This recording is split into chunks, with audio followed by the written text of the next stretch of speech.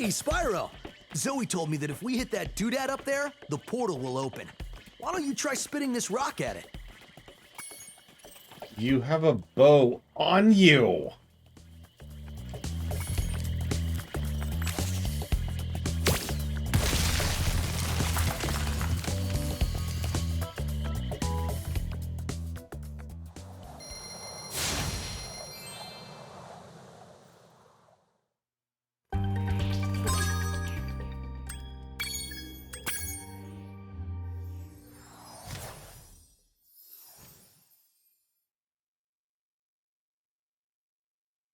What, like the cliche of one, Mr. Red?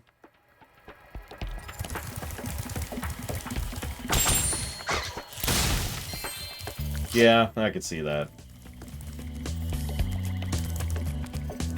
Let me tell you, it's a frustrating cliche to live with since I mained Hunter for an entire expansion. While doing endgame raiding.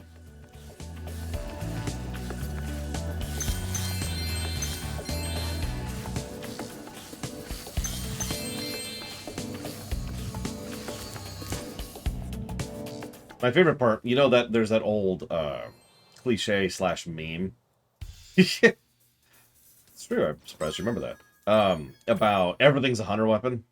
Well, the truth is that there were two unarmed weapons, which were actually hunter weapons, which I was really, really trying to get because they were really, really good. I didn't successfully get them because people argued that they weren't hunter weapons. So what I've been doing is I've been more efficient, rather than going and doing a whole grocery trip. I just wake up a little bit earlier and leave a little bit earlier to go see the family on Sundays. And I get groceries then, instead of, you know, wasting time going to get groceries locally. I've had to change up what I eat a lot, actually, in order to accommodate that, but that's okay. That's okay. I can do that. I got one of them, Mr. Red. And then the Isle of Keldanus came out with those other two unarmed weapons, and I ended up just getting the other one as that instead. Speaking of which, we'll probably be cutting off stream a little bit early today. I'm not sure exactly when, but that'll probably be a thing, so FYI. Probably thinking, oh, what big, important, amazing, incredible thing are you doing, Laura? I'm going to be playing WoW, so...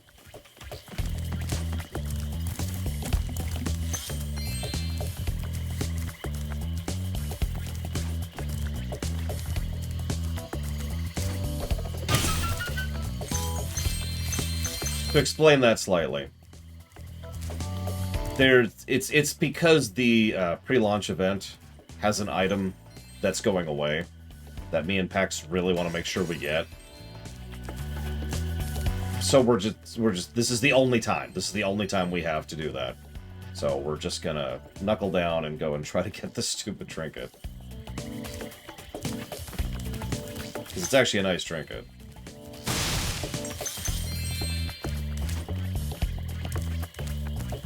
And will be extremely useful.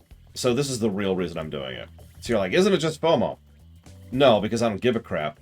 Except for the fact that that trinket will make doing the actual Warcraft review run when we get there much easier on all of the alts. Of which there's going to be a lot. Remember, we have to review every class and a huge amount of quest and leveling content. So having that extra heirloom trinket, that's going to be pretty useful.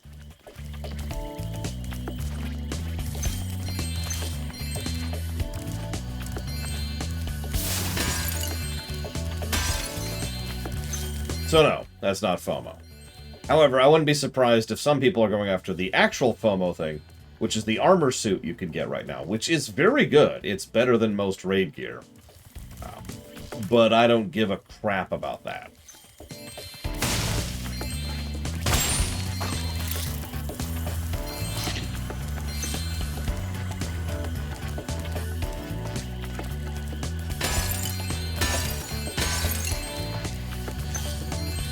But the armor thing is totally FOMO. 100%. You missed everything, hard-boiled one. Sorry. Raid's actually over. So, that sucks.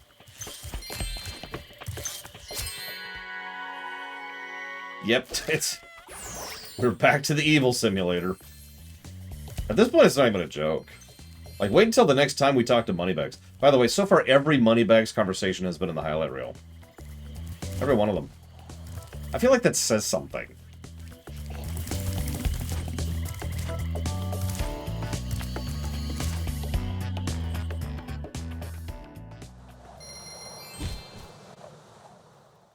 Hey, Dickfish.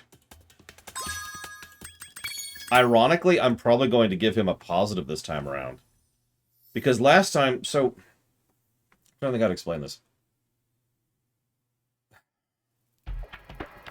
When it comes to analyzing humor, there's two types... Well, it's actually like 15 types, but there's two types of parody. Hang on, let me get it. When it comes to analyzing humor, there's two general types of parody.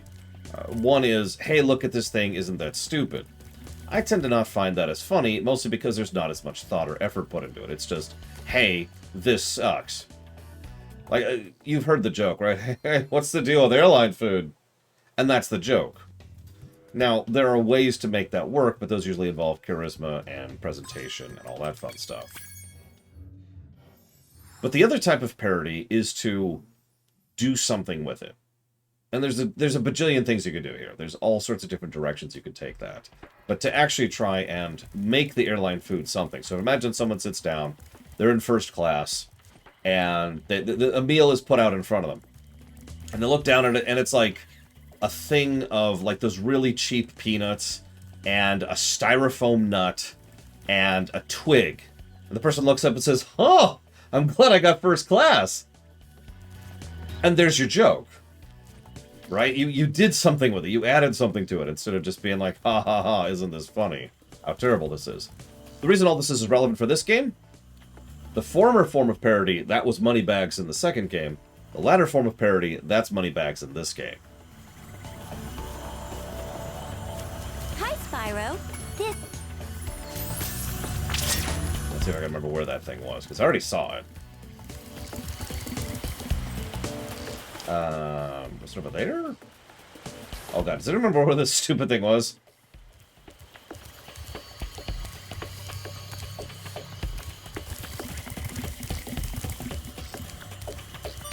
Kinda is, yeah, Baron. Yeah, it was one of those base jar things, the metal ones. You can only hit with a supercharged thing. And I've already seen it, and I don't remember where it was. Ah, there it is. I just found it. Thank you, Mr. Ed. Without your expert guidance, I would have never found this. Okay.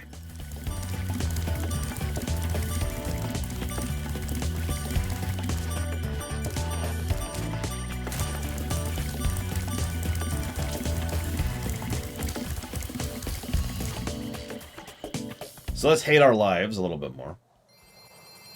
Is it really act? What's the estimate?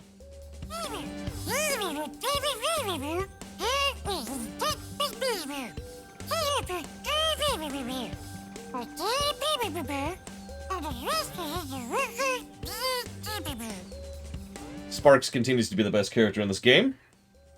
Change my mind. Cup of tea.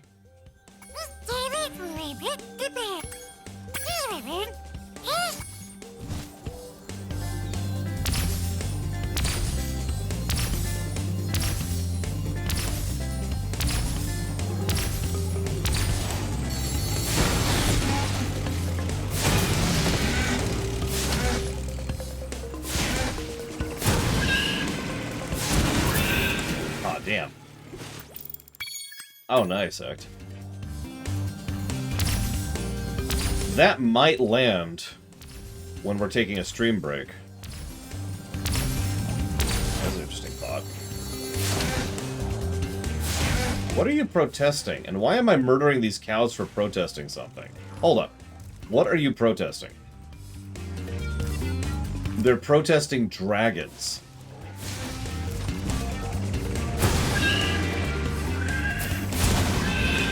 For this, I am killing them. I am killing protesters who are protesting dragons.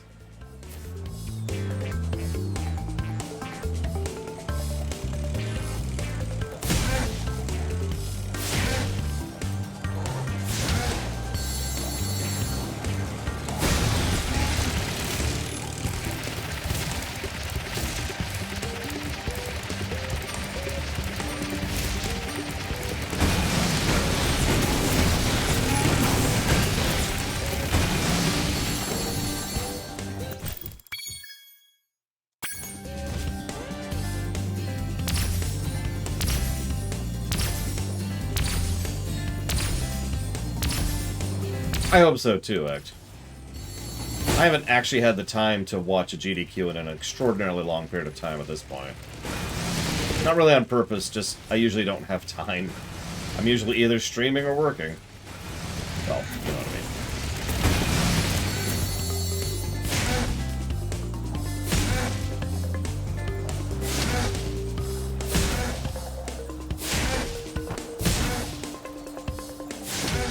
I think they hate us because we are murdering them. I don't know. It's just a vibe I'm getting. I mean, you hear him scream as I kill him, right? Listen to that. Listen to the screams! Listen to their terrified screams.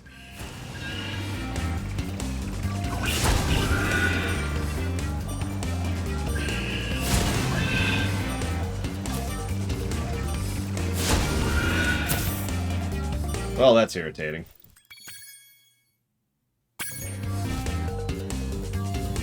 Now I gotta terrifyingly scream them again. Probably not anymore, Baron. When I was younger and filled with hopes and dreams, a vision of a fonder tomorrow, I really wanted to be a part of GDQ. In fact, I wanted it so badly that I considered it one of my biggest regrets in life that I wasn't able to participate in a GDQ. At this point, I don't think I ever will.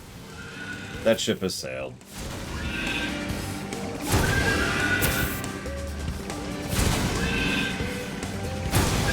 Oh, you missed it, Evo. These are protesters. We are killing protesters. I am not making that up. I'm not gonna make this. That's just start. Hey, DJ Flick. Did you 100% the game, though? That's the real question.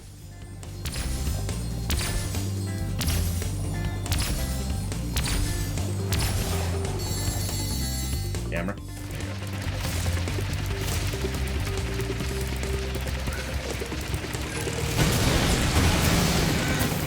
Ah! Well, that sucked.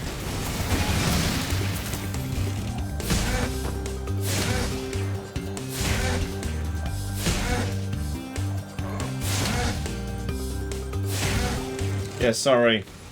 We're working. That is not what I wanted to happen there. We're working for the Pinkertons now. Oh, I hated it on controller, Euro. I had to play it on keyboard. And by which I mean, I'm speaking of the wrong game, sorry. I was thinking of GTA 5. I've never played RDR2 on keyboard. I hope it's better, because I hated it on controller. There we go. What are they protesting against? Dragons.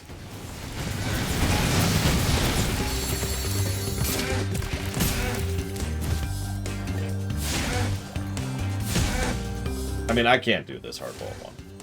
I think we've already established that.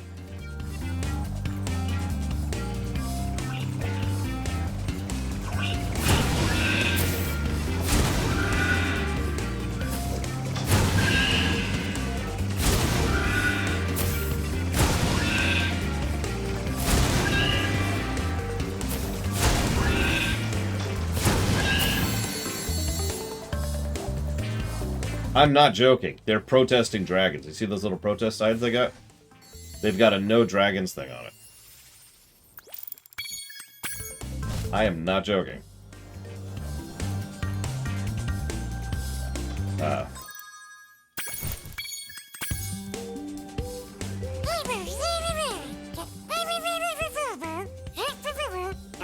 That was so amazing. Everyone here got together to buy you this reward. After I horrifically butchered...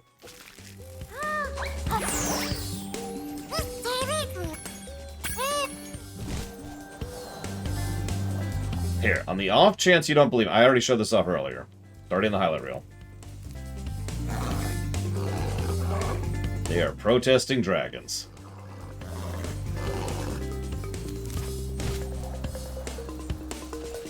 Yeah, Pinkertons. Remember... I can't even do appropriate joke. Any joke I can think of is actually that bad. Pinkertons. When you need an evil corporation, don't think Wayland-Yutani. Don't think Umbrella. Think Pinkerton.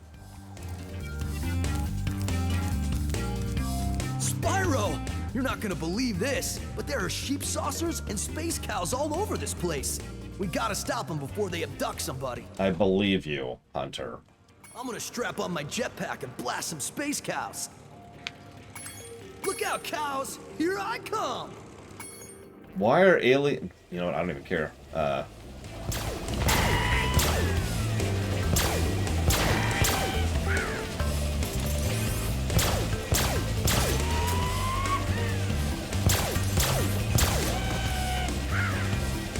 Yeehaw, I believe.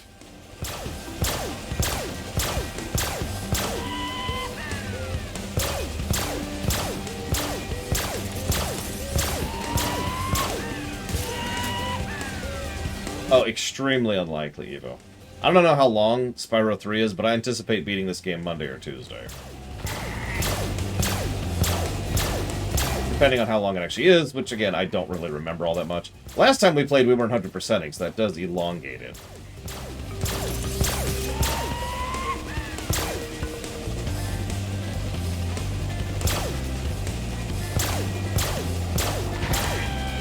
I mean, if we wanted to write a really dark Spyro story, we don't have to stretch all that hard to make that happen. It's kind of already done most of the legwork for us. My turkey day was really good. I hope yours was too, DJ Flick. I ate raw dragon.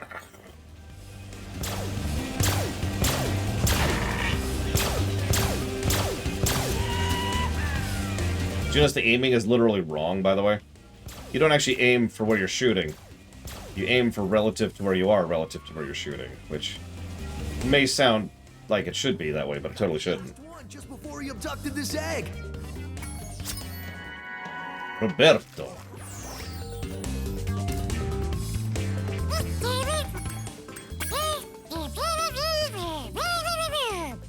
Well, Spyro...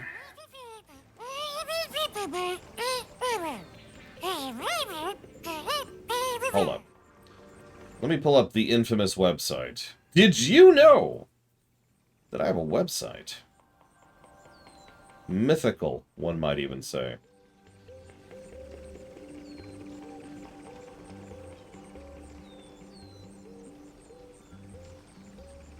So Banjo-Tooie, which I remind you was better than Banjo-Kazooie in almost every way, got an 18.59 on the golden number.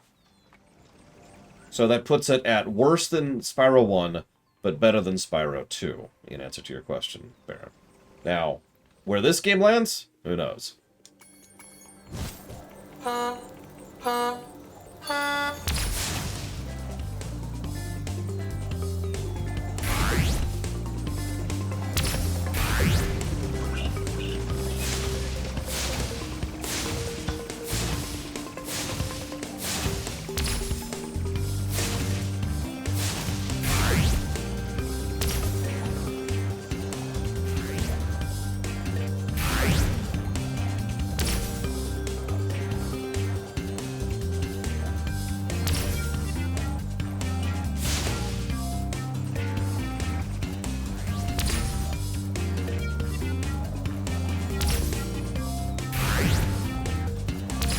Still in 6th. Good God. Wow, that was fast.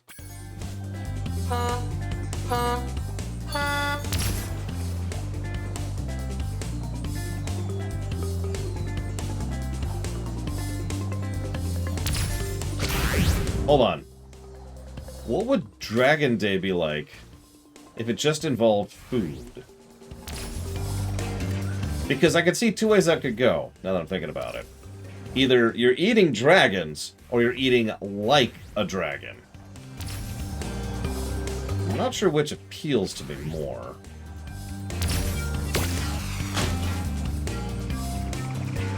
Continuing to employ the GTA method here.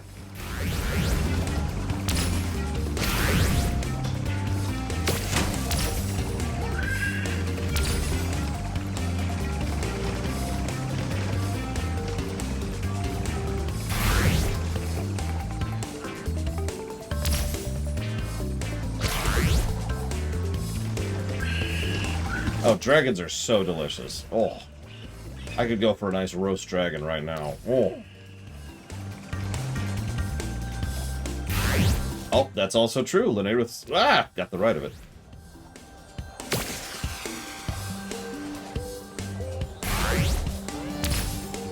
Okay, so I have been tasked with writing a truly dark Spyro story.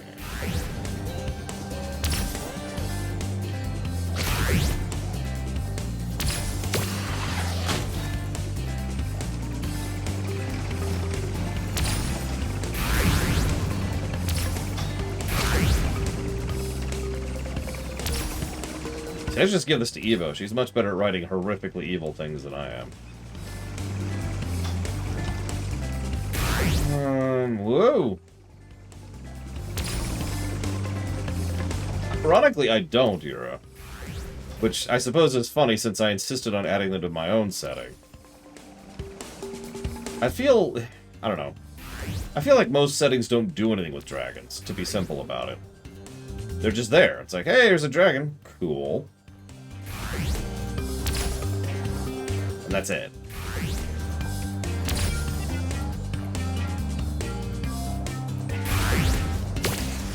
And rock course. Wow, this one sucks. Lord of the Rings absolutely does something with drakes. I've actually fought the dragon raid boss in Lord of the Rings Online. All 5 phases of it. WoW did something with dragons. And the bad part is they keep trying to reinvent the dragons to make them currently relevant, and in my opinion, they keep stumbling at that. I mean, it's a Lotro raid, Mr. Red. Probably the best Lotro raid in the game is when you fight a turtle. That's not true. The Watcher in the Water is probably the best Lotro raid.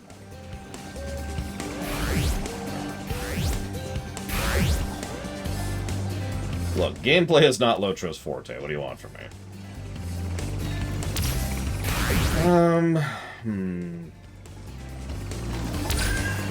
Dark story.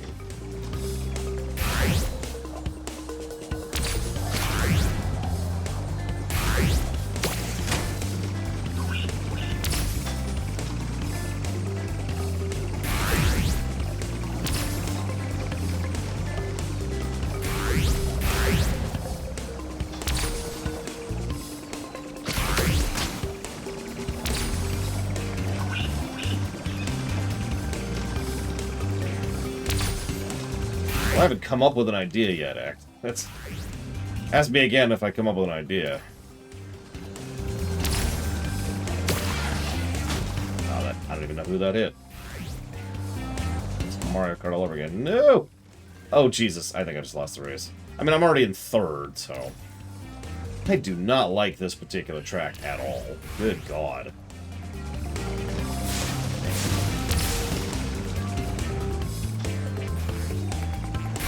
Make 2 places in 1 lap. I don't think that's even happening. I don't even think that's worth going for. And we're out. I don't like this. Okay. This might be it. This might be the thing that finally defeats us from 100%ing. We made it through 2 games, and we ran into this nonsense.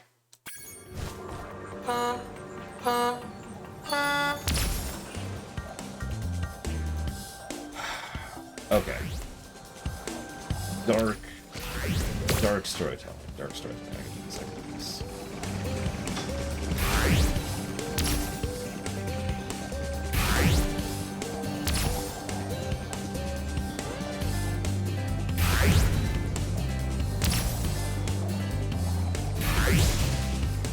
What?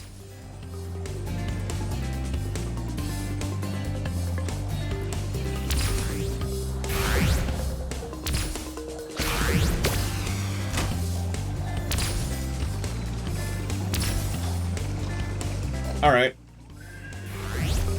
So, Spyro goes back through the territories that he's already been through. Just kind of a follow-through sweep kind of a deal, right? as he's going through, he notices a lot of problems. I don't know which. I'd have to design those manually and custom craft them per area. But basically, think of it like every single area he's been through has some kind of issue, or 2, or 8, or 17, based on what he did while he was there. Now, whether he's hailed as a hero, or a villain, or both, or neither, is something dependent on the individual area he's been through. But in all cases, there's a lot of one big word. Consequences. And so the entire story would then be about Spyro, who is, at his core, a decent person, trying to make up for everything and help with the consequences of his actions, rather than just moving on and saying, yeah, I'm good.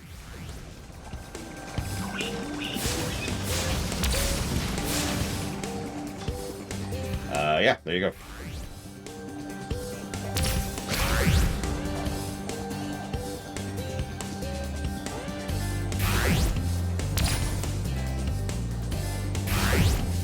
I would also probably... So, like I mentioned, each individual issue would be relative to the specific spot. I would probably say that several of the areas in Spyro 2, we helped out the bad guys, because we totally did. Like, I'm not even making that up. That there were some horrible people we assisted in Spyro 2.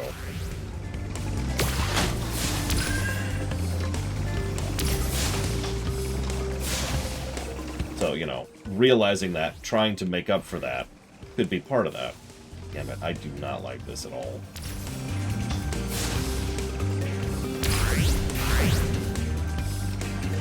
And we finish in Frelling third. This is awful. This is drifting towards negative territory, to be completely honest with you, because a lot of these turns are so tight you have to literally take them blind because of the aforementioned camera issues. You have to know it's there. You have to have it memorized, and you have to make sure to hit as many of these as possible while getting the power-ups, while not missing the greens, while shooting them, because they're going way too fast to be caught via simple, normal operation. And never mind, it does a thing where it's like down, left, and then right in order to get the things. I'm not even sure you're supposed to, but it also feels like the only thing you can do because of how mandatory these are. Like that. Well, I'm guessing you didn't see the highlight reel, Hardboiled one, but one of the horrible groups of people were the damn Scottish people, the satyrs, who, in addition to being dicks, actually employed mind control, among other things.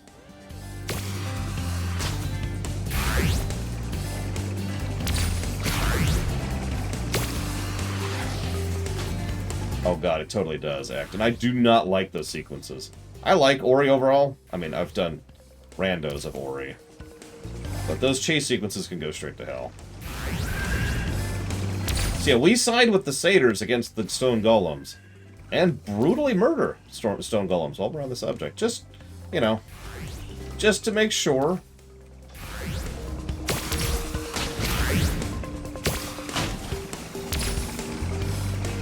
Also, I swear sometimes they just ignore the missiles. Have you noticed that? I'm not sure if that's a bug or a feature, but either way it sucks.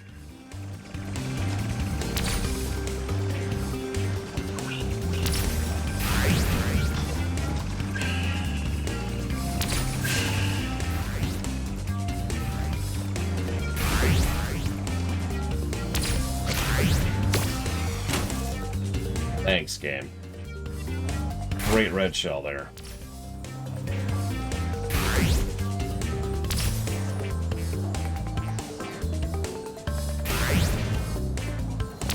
Alright, who's ready for me to fail on the last lap, to the last guy, at the last minute? Who's ready for this?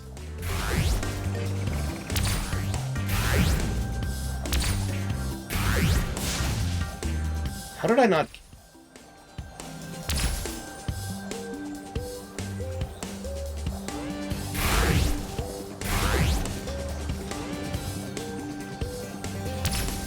No, I've lost.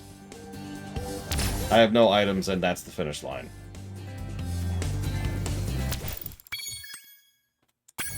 I would have had that if I'd gotten that last missile. This is getting a negative. The inconsistent hitboxes, the camera issues, and the way too tight of a timing. Well, the escape sequences will be a plus to Story Act, because they are wonderful visual spectacles. They just they suck to play.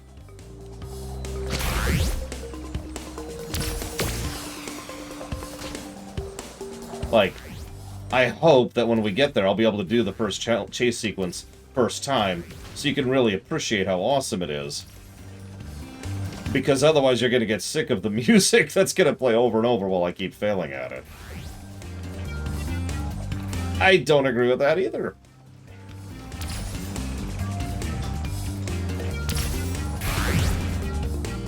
I don't agree with anything that's going on here.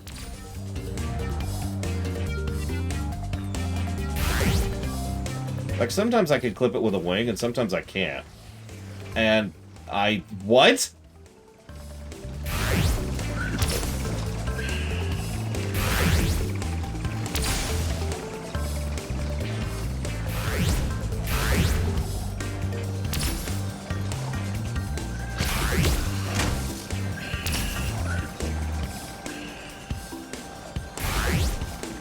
Ironically, I have much less trouble with every escape sequence other than the first one. That first one's just nightmare. Cool.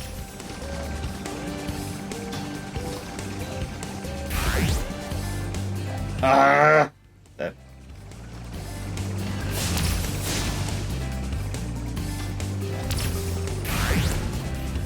I don't think I'm gonna make it. I'm only in third.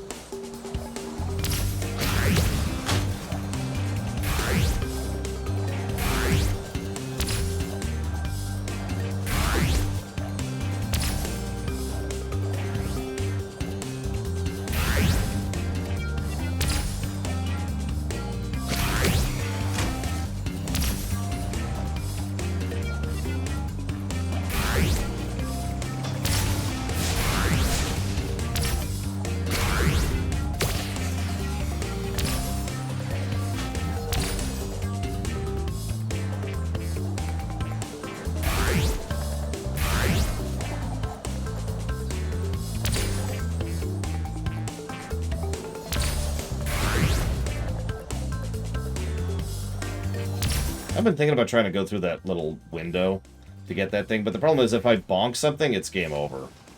And I'm not sure that's worth the risk, you know?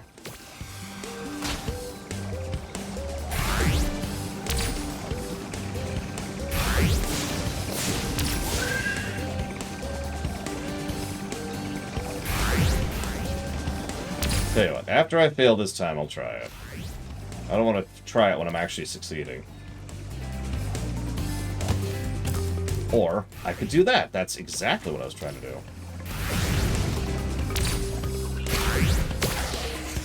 I like how that didn't hold on to anything. It just was like, no, there's nobody in front of you. What are you talking about? There's nobody there. You're seeing things, Spyro. You're seeing things.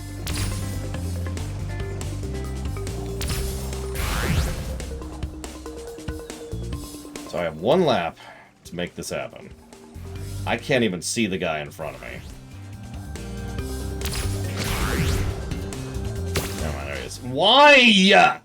Why is it that hard to program a game that's not made from garbage?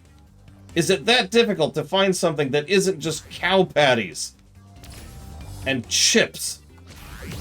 5-day-old stale chips that you found in your cushions while you were rummaging around to try and do something in order to actually pay the goddamn bills because you're so terrible of a programmer that you haven't even heard of a stable job. I missed him again, by the way, if you were counting that. Because of course it did. As if it would actually hit him. And fail.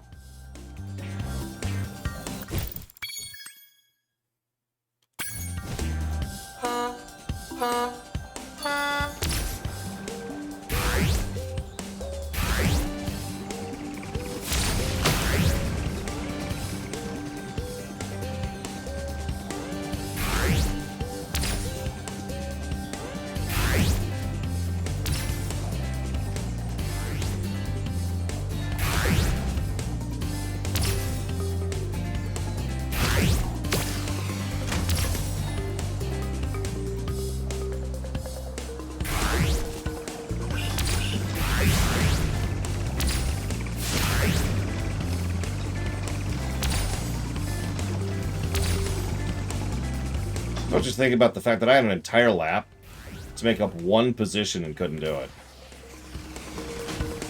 2 missiles completely missed my target, too, while I was trying to make up that one position.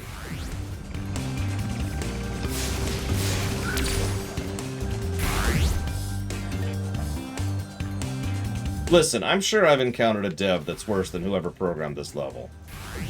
Maybe one who beats seals with baby puppies? I don't know, something.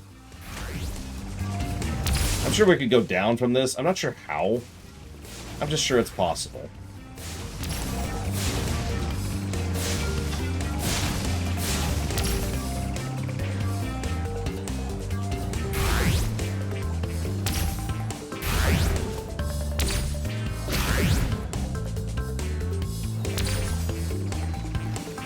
Once again, the guy in front of me is so far ahead of me, I can't even see him.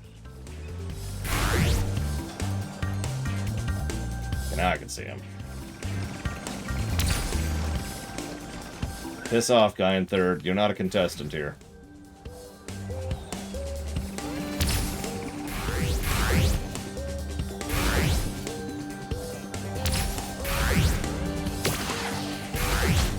Oh my god, it hit him. I'm a little bit shocked by that. Just a little. I didn't think it was possible for missiles to actually hit their targets. I thought I was secretly playing North Korea this entire time.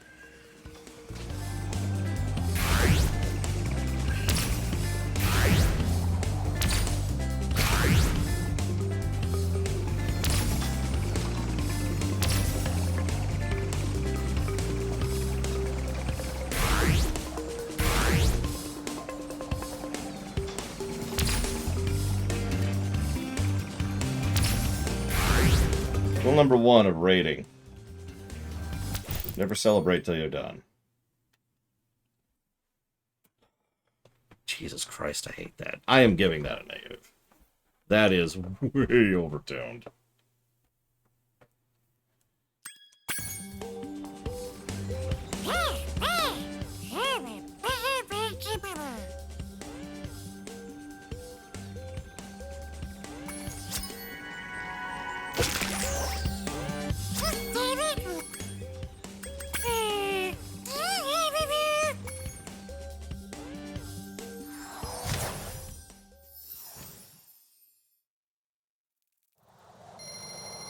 That's true, Andy. We could do such a thing.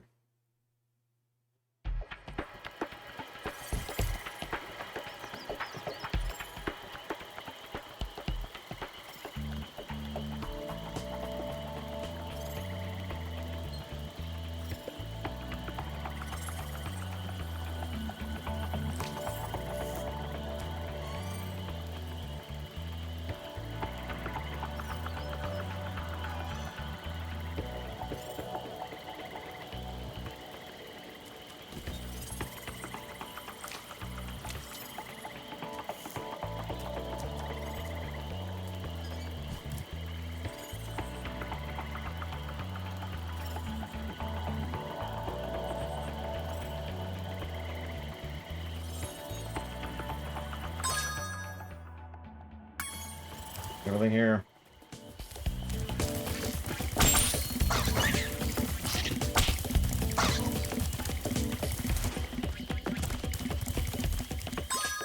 Yes, it is. Okay, good.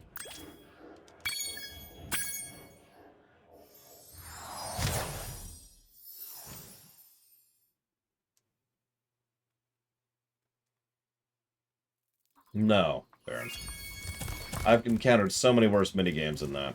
In fact, I'm pretty sure there's a couple minigames we have literally given multiple negatives for one minigame. In fact, I'm pretty sure we've already done that for Spyro. As to say, you remember the Diddy Kong Racing run? Because I do.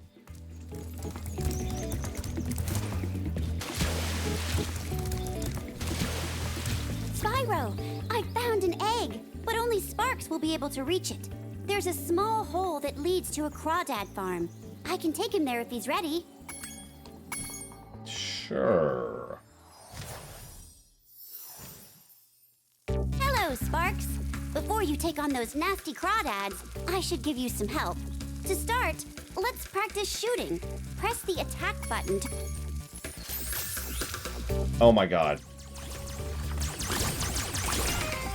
We're not playing 1942.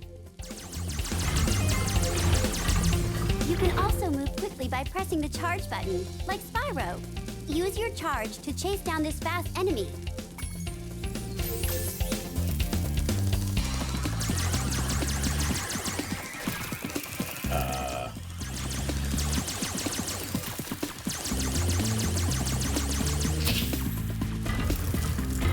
Now for the hard part. Being a maneuverable dragonfly, you can also strafe in any direction. To strafe, hold down the roll left or... And that's probably not happening, but okay. Jeez.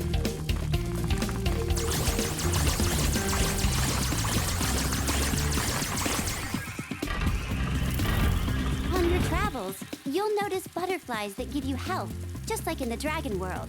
Not only that, but some butterflies will give you special powers, though only for a short time.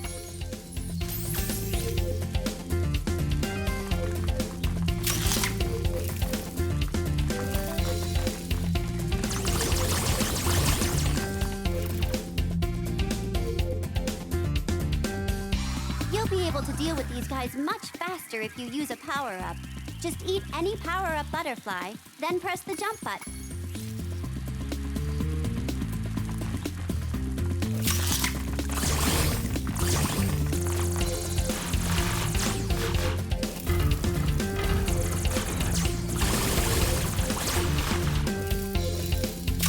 I mean, spread fire is legit. Looks like you're ready, Sparks.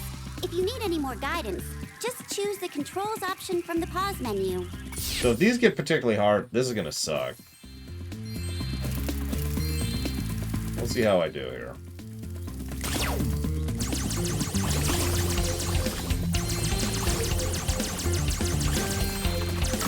As with before, I cannot charge and shoot at the same time. But I think we'll be able to make this work. Doing this requires holding down R1 and R2 at the same time, by the way. Which is why I was kind of raising my eyebrow at strafing.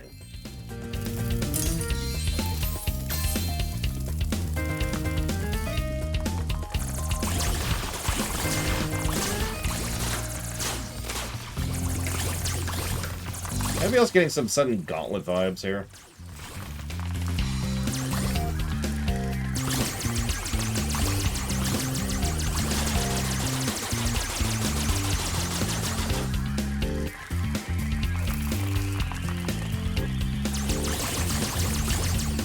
Were they at least good purchases, Jaron Duffy? Because that's the part that really matters.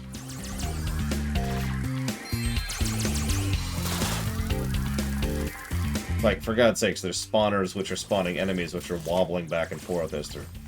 Like, it's Gauntlet! It's Gauntlet! Okay, that's obviously not what I was gonna do. Nope, okay. Well, obviously... let's go a story first, shall we? Narratively speaking, Wings of Liberty is definitely the best. No question. Wings of Liberty just kind of stomps. That's not the shoot button. That's the shoot button.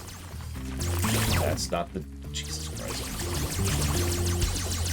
No, nothing cool is happening, Evo. I'm afraid you're going to have to find another channel which is actually doing something entertaining. Instead of, you know, whatever nonsense I'm doing here. So, Wings of Liberty stomps, story-wise. Absolutely. Just crushes it. However, gameplay-wise, while Wings of Liberty's gameplay is awesome, and I mean, they all are, really, I will say that I tend to prefer Legacy a little bit, gameplay-wise. So, I'd probably go with, in that case, whoops!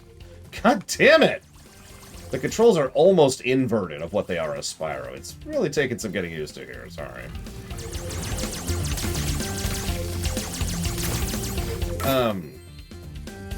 What was that title? I already lost my train of thought.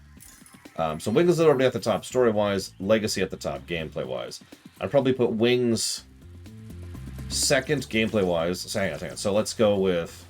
I think Heart of the Storm is actually going to be last in both, which is a damn shame. But the more I say that out loud, the more I think that's how it's going to be. So it's going to be story-wise, Wings, Legacy, Heart, and then gameplay-wise, Legacy, Wings, Heart.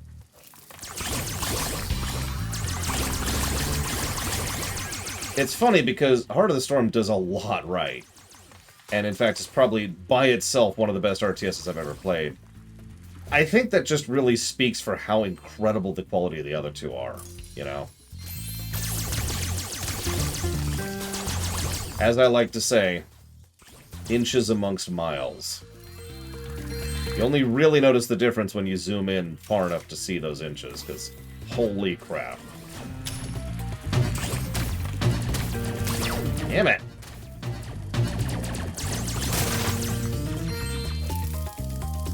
Sorry, if I've never... Here, let me do it. Timestamp. If I've never actually explained that phrase, the reason I call it inches amongst miles is the idea is if there's something that's a mile long and something else that's a mile and 5 inches long, then the thing that's the mile and 5 inches long is better. It is longer. It wins the race, so to speak. But you don't really notice that unless you zoom in and get analytical sufficient in order to be able to tell those 5 inches at the end of that mile. By most metrics, you know, if you zoom in the camera up to see the whole mile, you basically can't tell the difference between the two. Hence, inches amongst miles.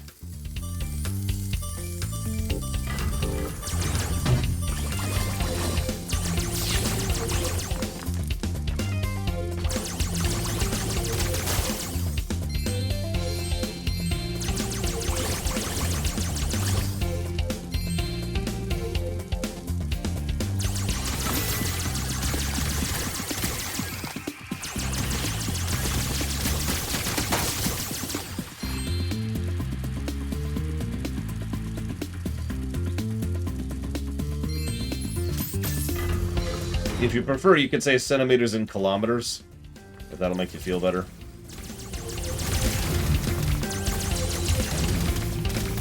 Doesn't really change the analogy any.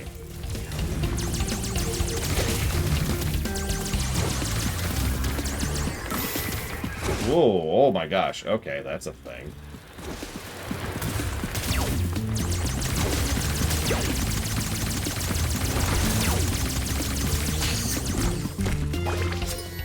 Berserker that up a little bit. But yes, the same is true when it comes to negative things as well as positive things, obviously. You know, what's the worst episode of Star Trek? Well...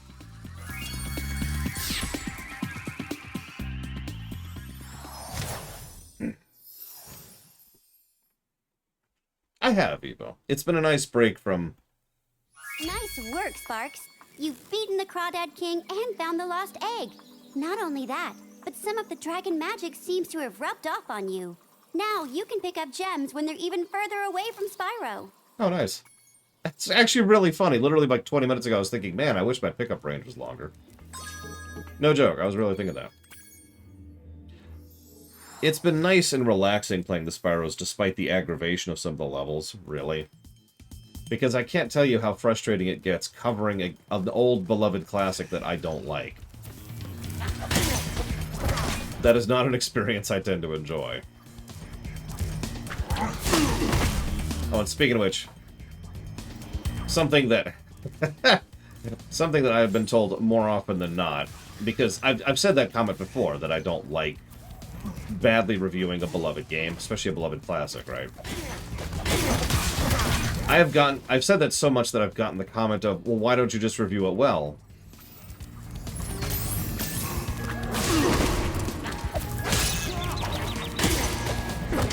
I'll let you think about that as much as you'd like to.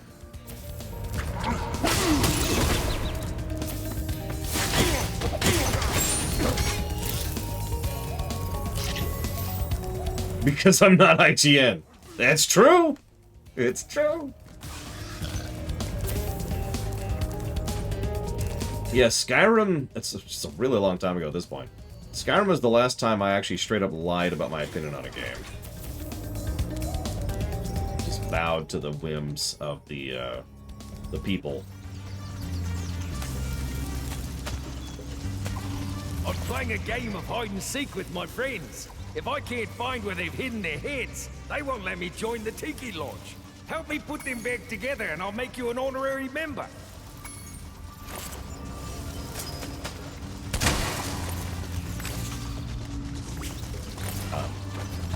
Oh, okay. I get it.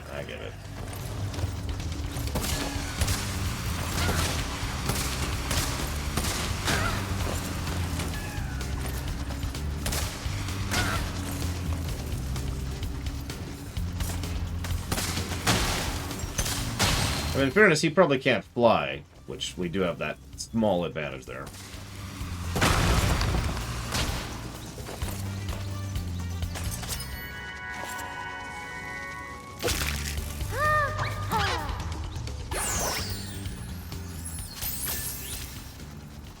So, the very, very, very, very first time I ever talked about Skyrim era, which was back in the office, even, I was quite positive about it.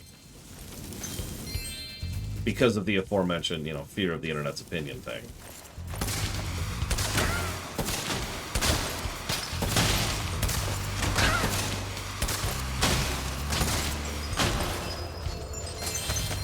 It wasn't a review. It wasn't even a rumination. It was literally just me sitting down being like, well, people want me to talk about Skyrim, so here we go. Things were a little less structured back then.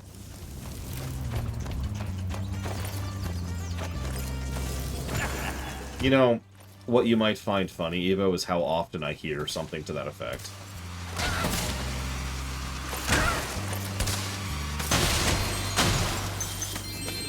Hell. I can think of plenty of classic games that I enjoyed playing that would almost assuredly rank in that negative. I've got a perfect example right off the top of my head. Rebellion. Which, for those of you not familiar with it, is effectively the only Star Wars strategy game they ever made. At least it's the only one that approaches good. And that game sucks. The best part is, when we get to a stream of it, we're going to have to pull the other music trick, because all 100% of the music is just Star Wars music. Not a MIDI rendition, not some kind of remix, just 100% Star Wars movie music. So, the whole game is going to be turbo muted.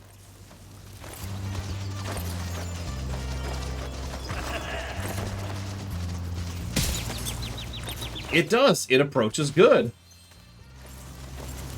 I mean, if not for the space combat, honestly. And if the interface actually is not that terrible, not really. But it's not great either.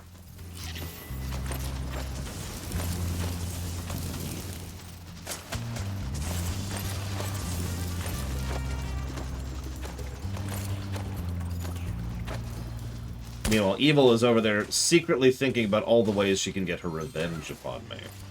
For all the times I have said, Hades is the worst game ever made! Oh god, I deserve that. I deserve that.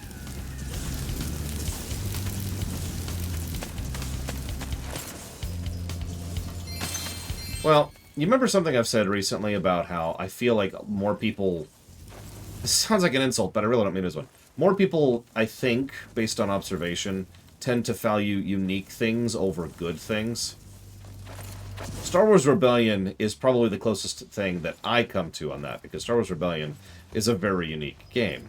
It is a Star Wars grand strategy.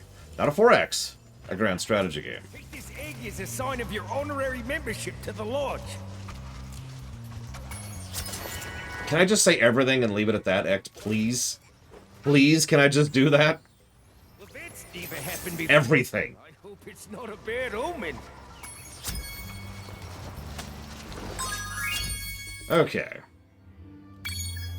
Like, I mean, I could do my due diligence and sit down and go down the list, but it would be everything. How many clicks it takes to get to the right information, how much cross-referencing of information, how the actual controls themselves work, how the hotkeys work, how the interaction of hotkeys work, which is something not a lot of game designers think about. Because you can only rebind so much. The hotkeys still have to function in a certain way, but I'm not going to go down that rabbit hole right now.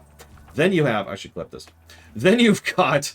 I've already mentioned cross-referencing, which is very important, but there's also at a glance, being able to look at something and immediately tell what you're looking at and what you need from it, which is a critically important thing to any strategy game of any variety, whether it's turn-based, or squad, or RTS, or grand, or 4X. All of them require good at a glance. Then there's the fact that there's a lot of information which is critically important and never explained or elucidated upon, even within the bounds of what I call info in game, where you need to actually be able to go dig up something else to be able to figure out how mechanics actually work in order to be able to understand what you're actually seeing on the screen. Bad, bad, bad, bad, bad, bad, bad, bad. When I say everything, I mean it. So for those of you on YouTube wondering what I was just talking about, I was just describing the interface to Victoria 2. Meanwhile, I just lost 15 YouTube viewers. What? The biggest reason I've been so excited for both CK3 and Victoria 3 is specifically because I kind of want the same core gameplay, just with an interface that doesn't make me rip my teeth out and then shove them into my eyes.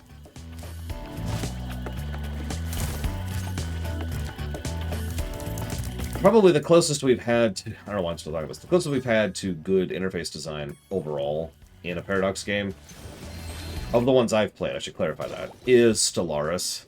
Which is funny, because I tend to hold it up as the best Paradox game, too.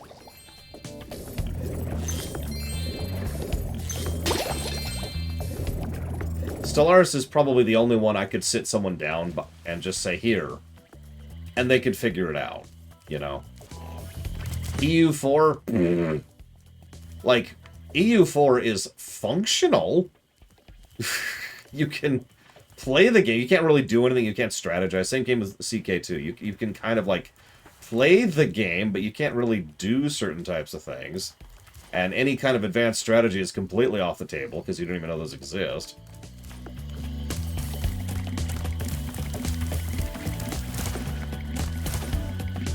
Oh, nice, Ect. I do hope you enjoy it, legit. Now, I should preface, I have not played CK3, obviously, I haven't played Vic 3, and most importantly, I have not played Imperator, which I am told is the prequel to the aforementioned, the beta test, if you will. So, it's possible that there are actually other games than Stellaris which have good interface and good user-friendliness.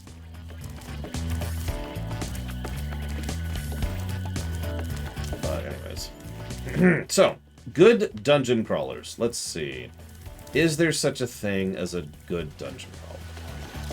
Billions and billions of years. Uncountable different permutations of all the things in the universe. All of which lead to not a single good dungeon crawler ever to be made. Perhaps one day, with the incredible vastness of the cosmos, there might be a wonderful dungeon crawler.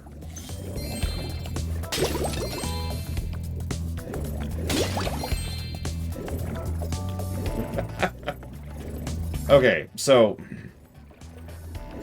I figured the tone and the context were getting across the joke, but the off chance that that wasn't.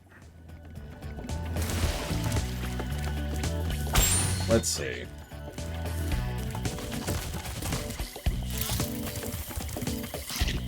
Billions and billions of reasons why lore is not very funny. What, Okay, so there's another one. Way over here.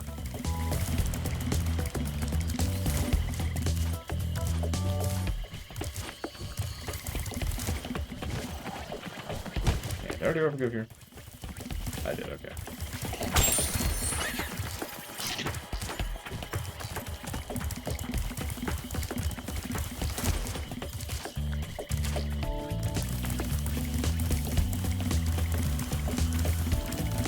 What's really sad is I'm having trouble even thinking of dungeon crawlers.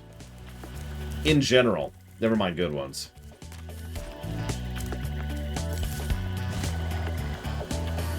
That's not what I'd call a ringing endorsement for CK2's interface, Lord Aramont. I'm gonna be honest. I mean, I've only played one Pokemon Mystery Dungeon, and I thought the dungeon crawling sucked in that game. No offense, Act. It was easily the weakest part of the game for me. No offense, Act. Anybody who likes that game is just a brain-dead... no offense, Act.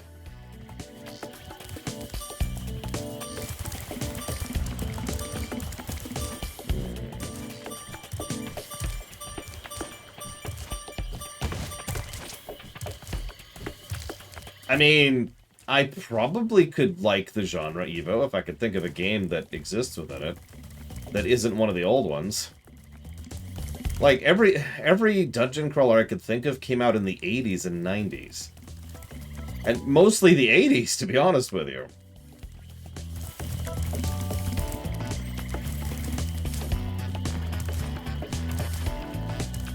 Like, the Pokemon Mystery Dungeon series and Etrian Odyssey are the only two modern ones I can think of at all. That I even know about, I suppose I should say. So to say I don't have an interest in the franchise, or excuse me, the genre, feels weird to say because it's more like I'm unfamiliar with the genre in general. Where are these stupid flower pots? Where are you, flower pots? Reveal yourselves to me. Has anyone seen any... Wait. Is this a flower pot? Yeah, it was in fact a flower pot. That is not what I would consider to be a flower pot.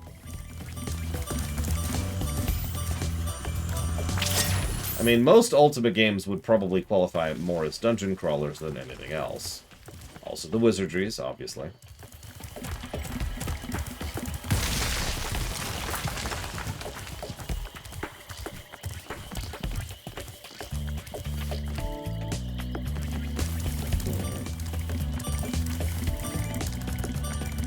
I don't want to get into that argument again. Every Ultimate game and wizardry game is actually an RPG. Please stop beating me up, Evo. Ow. Ow. The pain. Alright, so.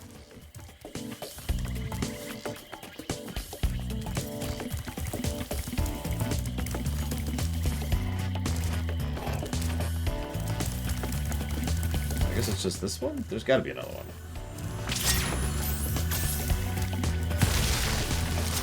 Or not. Okay, that's cool.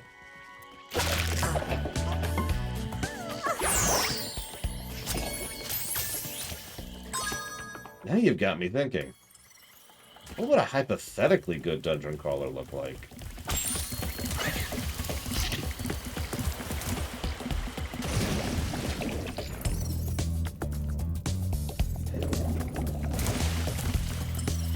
Like, if you put a gun to my head and said design a dungeon crawler, I'm not sure I could.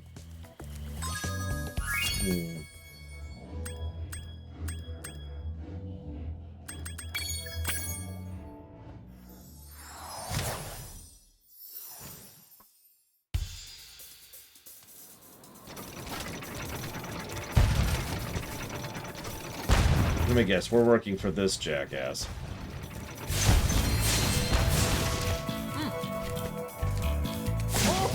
I was supposed to meet Doug to go ice fishing today, but Rhinox have blocked the path with ice, so I can't get through. I've been trying to clear the way with this cannon, but it doesn't even shoot straight. I haven't been able to hit a dang thing all morning. You are terrible.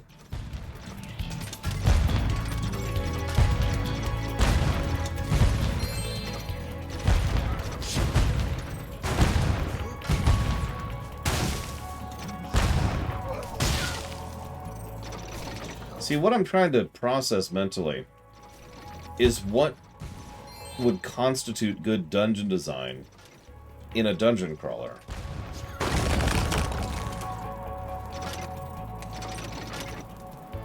I suppose the same exact precepts that go into good dungeon design in, say, an RPG would qualify.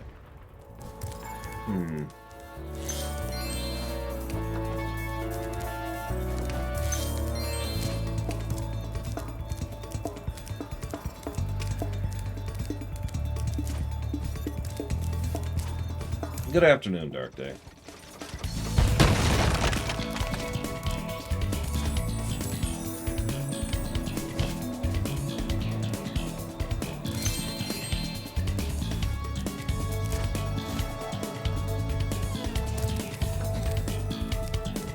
So, what I'm thinking, multi-party dungeons, or multi-spread-out dungeons. It doesn't have to necessarily be multiple parties, but at the very least, the ability to split up your party, right? So that's point one.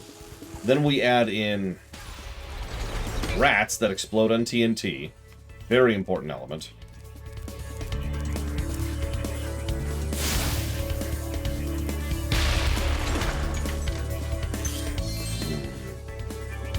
No procedural crap. Let's just throw all that out the window. Bling. Instead, we'll go ahead and go with manually crafted dungeon design that's inclined towards certain types of challenges.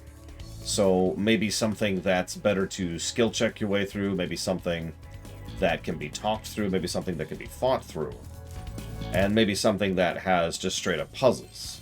For a dungeon crawler, I imagine it would be closer to something like, say, The Witness or... what were we playing recently? That was just a straight-up puzzler. Remember, because I'm stupid. There was something we were playing recently that was a puzzle game, and I can't think of it.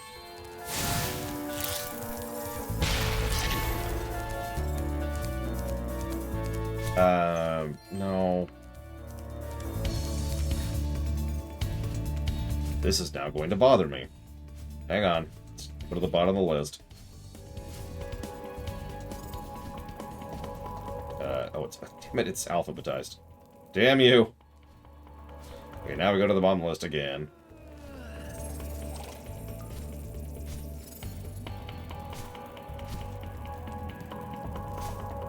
Well, I guess Mist qualifies, but that wasn't it. I think I was actually thinking of Paradise Killer.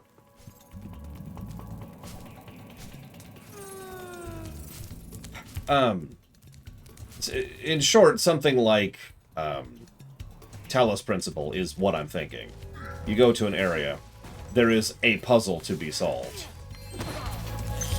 And that's the way you can progress through that particular area.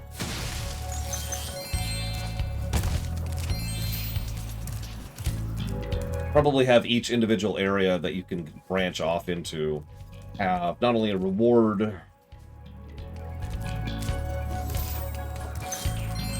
See, I don't know if I like the idea better of them having a reward for every class, a reward for the class archetype that would be going down that particular branch, or a reward that is for the opposite or a different type of archetype than the one that would go down there. So the puzzle area, for example, could have a combat weapon, or the combat area can have a skill booster, par exemple.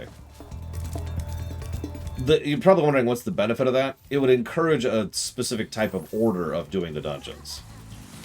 Mega Man style, to put it simply. You would be encouraged through game design to do X before Y before Z, depending on your party loadout and depending on where you want to start the loop, right? And of course, the benefit of the Mega Man style is you don't actually have to start at any specific spot in the loop. You just start somewhere in the loop.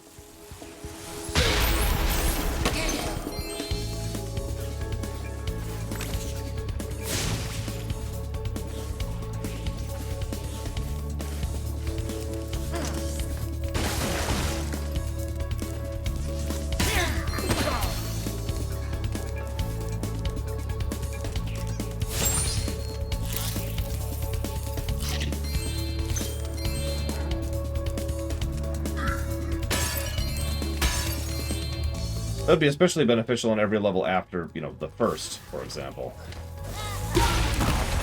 Because, alright, you've got the first level going, and let's say you happen to level your fighter more than the rest of your team.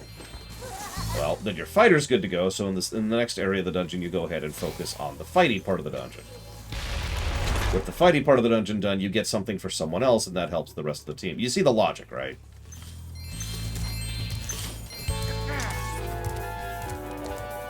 Terrible, terrible logic. Meanwhile, Evo's over there going, God, that sounds awful. This is why if I ever get into game design, I'm just going to accept the fact that my games are not going to sell, and just live with that.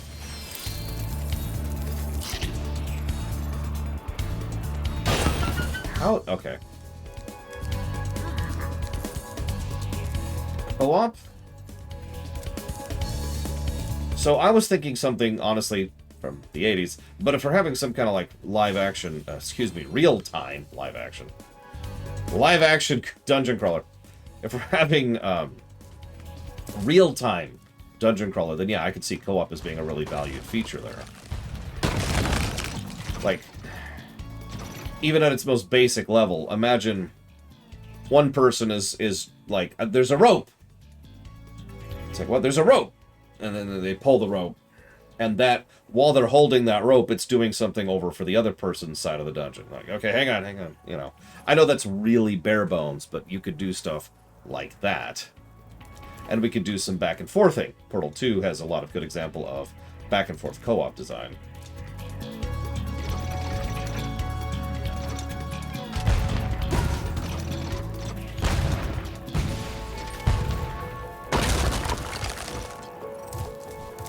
In fact, as I'm saying, the more I'm saying this out loud, the more I realize I'm just describing Portal 2 in a different format. But you know what? I'm okay with it mimicking one of the greatest games ever made.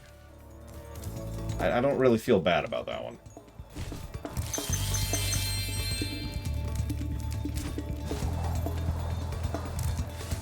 Dude, seriously, if you haven't played co-op Portal 2, I highly recommend it. Like, just in general, for everybody, it is awesome.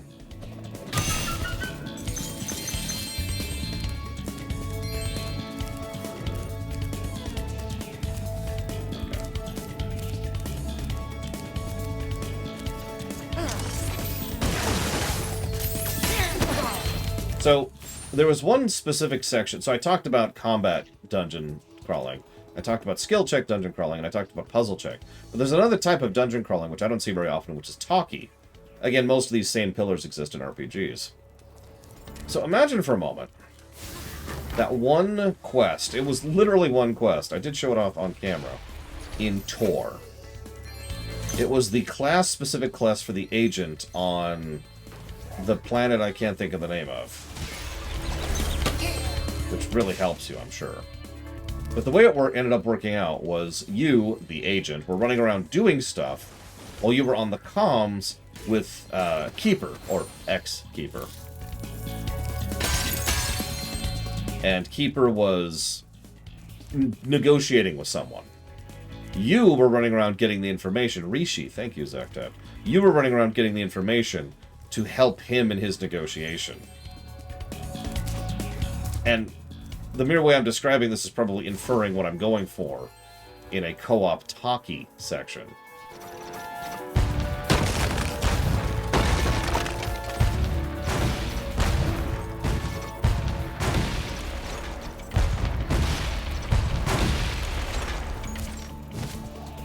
Yeah, exactly. One person is sitting there picking dialogue options, and there's no skill checks. There's no right-on answer. There's just a bunch of dialogue options. And a lot of them are misleading, a lot of them are inferring, and the one that works is the one that the other person has to get the info so that they can pick the right thing. And if we want to go absolutely bonkers with it, there'd probably be more than one path to victory. You know, a little bit of gradients in there. Step right up, Spyro. Behind this door is the single greatest show on Earth. That's right, ice dancing. Season tickets are available, but you'll have to act fast. What? You don't want to pay? What are you saving your money for? Another sequel?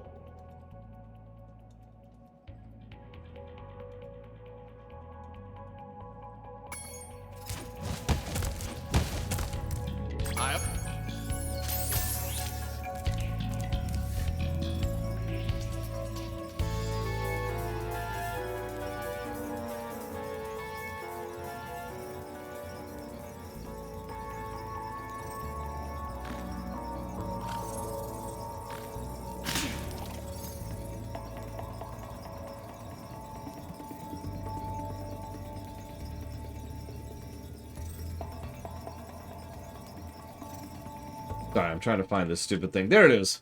Thank you very, very much, Harkaden. Or Harkaiden. I'm never sure how to pronounce AI.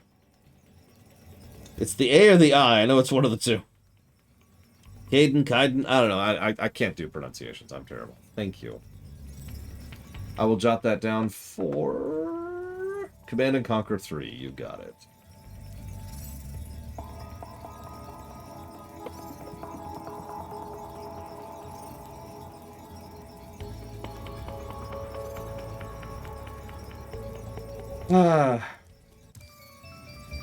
Well, this should be fun.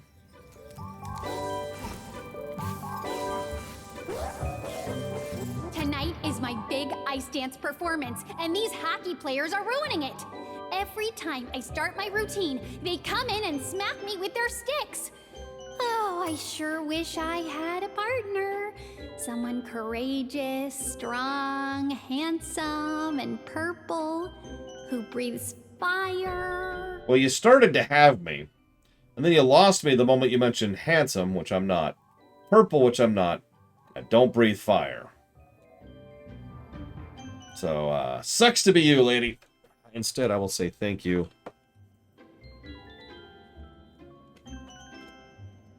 For Dr. Winter, and I'll put that towards the BRPG block. Thank you. Will you please help me perform my ice dance? These mean Rhinoc hockey players keep hogging the ice, and all I want to do is dance. Yeah, I hope you find who you're looking for, lady. Thanks. Let's go. Listen, Bragwin, I know that there's some rumors about my fire breathability, but I assure you, they are merely rumors.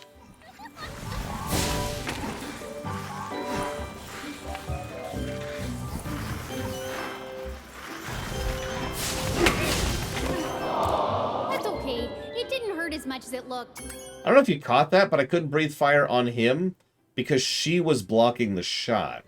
Thanks. Let's... See that? She's literally blocking shots. Bad minigame design. Make your escort have collision.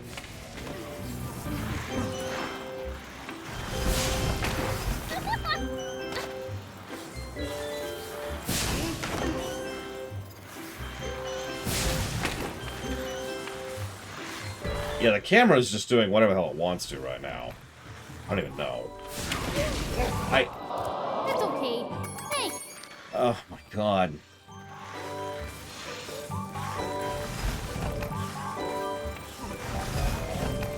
Yeah, I'm just gonna let that one happen.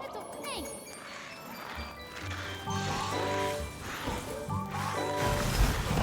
I love this song too. It makes it worse somehow.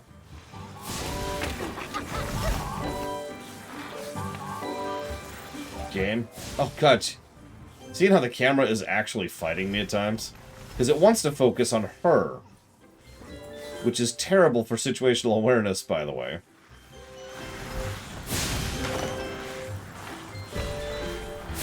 Which is how I lost last time. That's about like...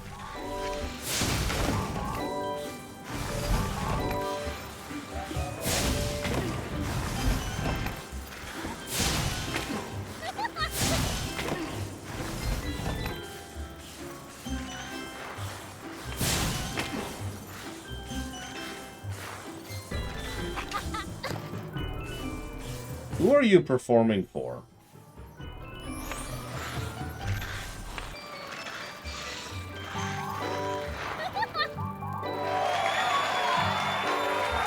Never mind. We did it! That was my best performance ever. I guess one of the judges didn't like it, though. He threw this egg at me instead of a rose. Why don't you have it? I mean, as long as you don't break his leg. And that's a reference nobody's gonna get. My ice dancing partner in the next Olympics.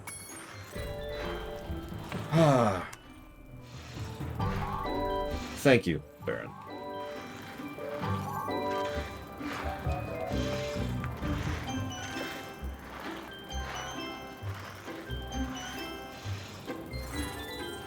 I will jot that down for Kirby, etc. What, weren't you born with glasses on, Evo?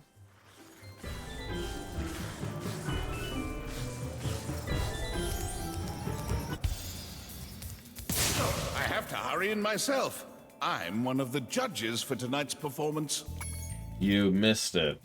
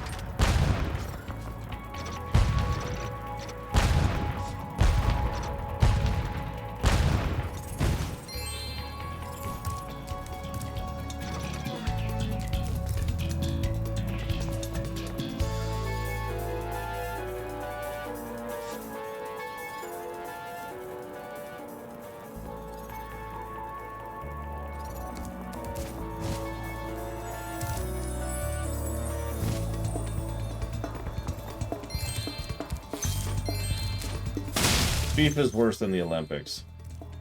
The Olympics aren't good, but FIFA is probably one of those prolific criminal organizations that still exists in real life.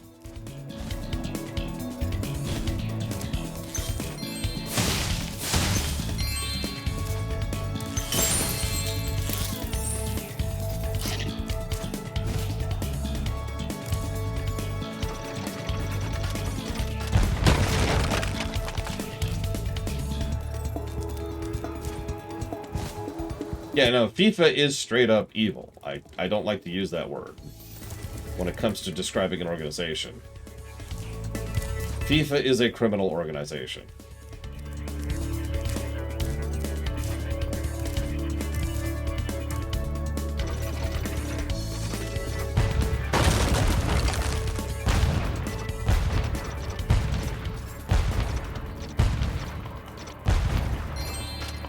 It's okay, though. Because in light of recent events, FIFA is going to bring peace back to the world.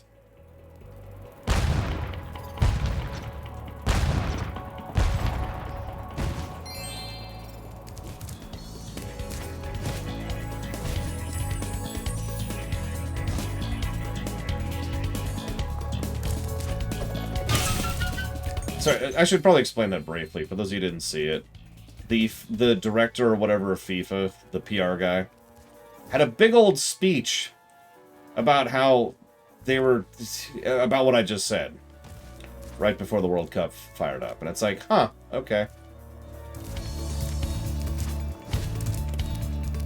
So, no self-awareness then. Okay, that's good to know.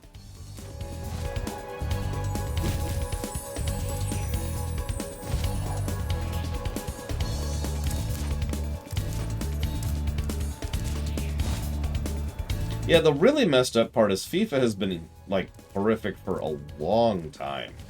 There's nothing new. And they just kind of keep operating that way, and honestly, probably because they already have that level of a monopoly on the most popular sport in human existence. Worldwide, too. Which is kind of an important factor in that. So...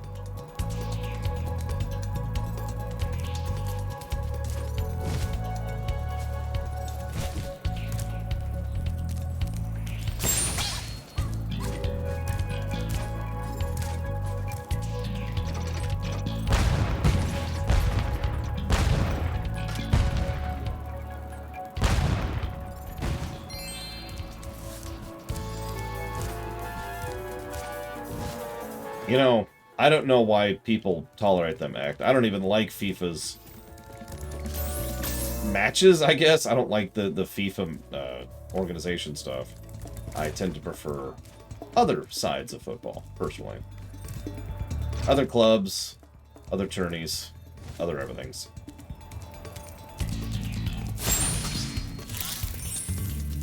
Obviously, people play football in the extant, by the way. Duh.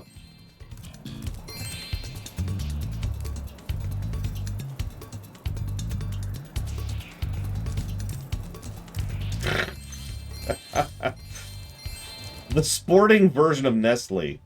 That is horrifically apropos. I like that. Do you mind if I borrow that? The sporting version of Nestle. Odd. Whoa! We were going left, not right. What, Valsen Ball, Evo?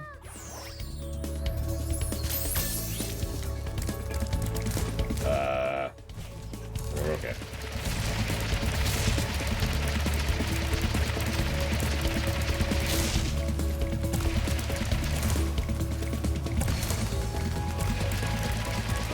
Whoa, whoa, whoa, whoa, whoa. We got snow drifted there a little bit. Snow beached? I mean, you ever been beached in snow? Because that's happened to me. What? Ah!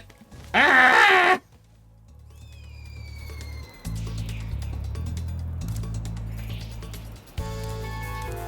don't know if there's mech football. I don't know if there's much of a demand for mech football. What do you think? Should we have mech football?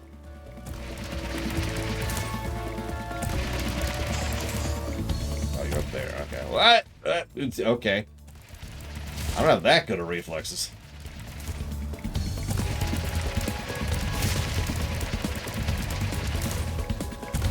I mean, you can't just take a sport and tack mechs on it and call it good. That's just lazy. We gotta come up with something. How does that keep happening? So, we'd have to adapt football for mechs somehow. So that's the real question. How do we address that?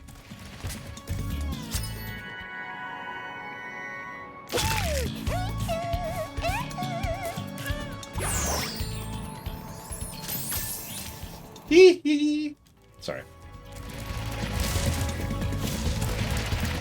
So we need to do something. We need to design football around mechs.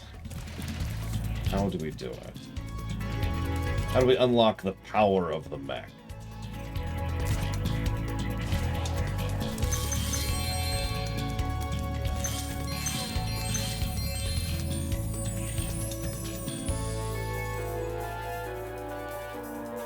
Yeah, what would be the ball?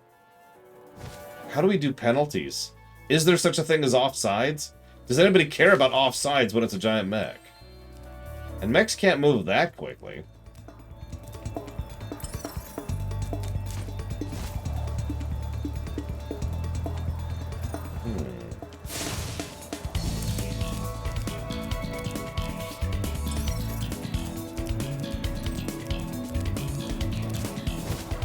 The first time someone ever described offsides for me, which is quite a while ago at this point, I was just like, what? Why is that a rule? Nowadays it makes more sense, but it's just... Damn it!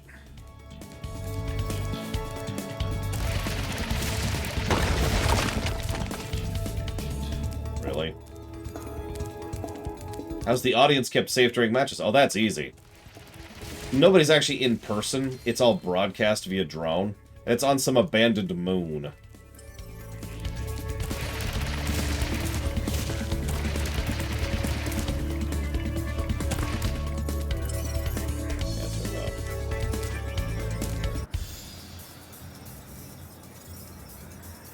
I'm afraid I haven't heard of it. One lost? Pull out, yay, old A. Internet A. What do we got here? A once lost. Still haven't heard of it.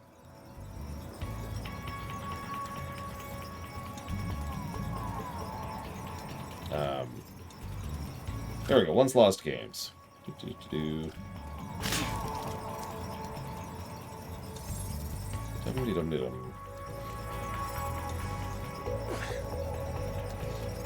Well, they have a couple of things I recognize as far as peoples, but I don't see any games. Either way, I haven't actually even heard of them. Sorry. Oof.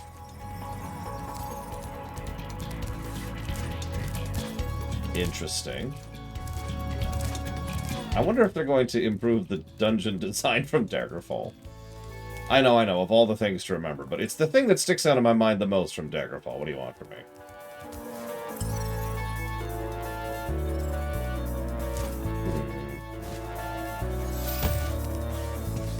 Still need to figure out how to get down. Oh, I know how to get down. Go this way.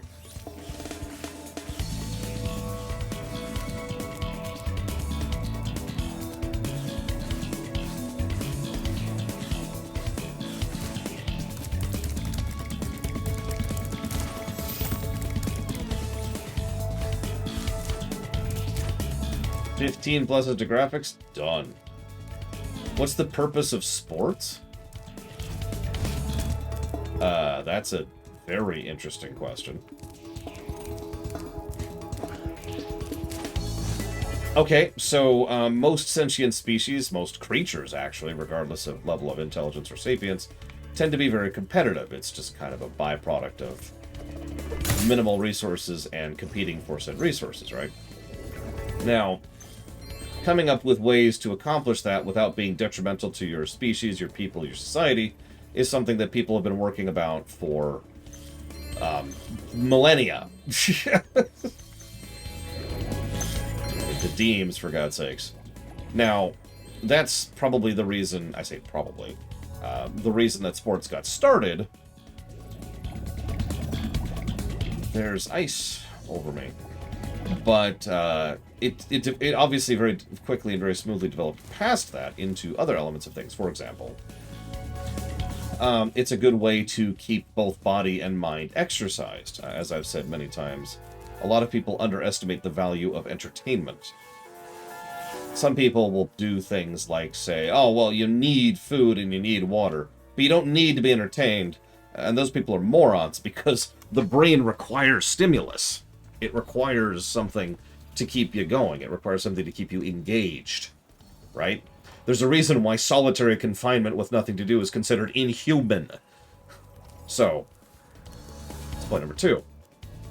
We need to, we need to try and actually, you know, I think I could do that. I think I'll try that. Sorry.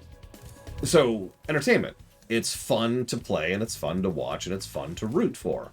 Which, of course, ties neatly into the third thing. This is an interesting thing to talk about. So the third thing is tribalism. Now, hear me out for a second, because tribalism is usually said with negative connotations, and for good reason. But the problem with tribalism isn't tribalism, it's when tribalism is taken to an extreme. There's nothing wrong with rooting for your team. There's nothing wrong with just being like, yeah, no, go team. It's when you take it too far that you start to run into problems. It's when you drift it down into things where you consider it acceptable to, you know, spit on or attack physically or, you know, psychologically someone for simply being a part of the wrong team. That's when you get to extremes, right? And, so we've got violent and competitive. We've got competitive outlet. We've got entertainment, and we've got social communal stuff. There's also, of course, politics. And I know nobody likes to talk about politics unless you happen to be playing God of War. But the fact of the matter is... Sorry, that's a dumb joke. The fact of the matter is that politics is a very valuable tool when it comes to sports. I know that sounds strange. Remember, all politics really is the social interaction of people. That's why there's so many different types of politics, like office politics and housing politics and national politics and military politics and economic politics, etc., etc., etc. So sports tends to drift into that by virtue of being a part of the same dynamic. It gets people involved. It gets people invested. People care about X, Y, or Z, and therefore push for that agenda, and so forth and so on. I'm speaking in massive vagueness because you asked me about all of sports ever, which is probably the single most vague question I've ever gotten on this channel. So forgive me for speaking in severe and extreme vagueness, but that's where we're at here. I put up ice blocks this morning so Bob wouldn't beat me to the ice fishing hole. If you want to try out the hole, you can borrow this fishing lure I've been using. Yeah, we still have blood sports. They're just a little bit more regulated nowadays. Ooh, by the way, feel free to use our gondola whenever you want. Oh, sure, now I unlock that. What is economics? The study of how to deal with limited resources and the distribution thereof. Done. Any questions?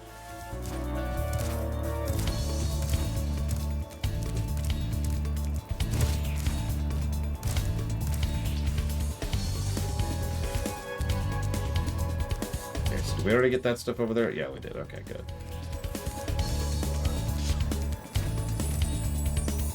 How are babies formed? Well, you see, Morrigan has decided that Claudia Black is one of the sexiest voices in the universe. That's it. That's the answer. Claudia Black.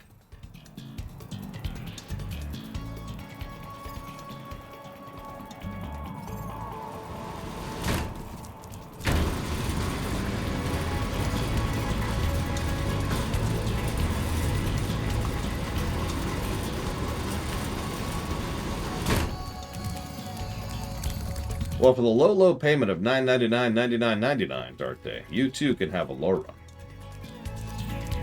Or 1 minute.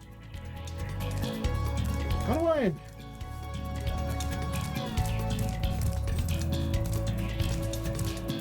I already did this, pretty sure. Yeah, that was the racing thing, I think, right? Yeah, this is the racing thing. Yep, okay. This is probably one of the better levels of the previous areas, but ironically, now I'm running into a wall.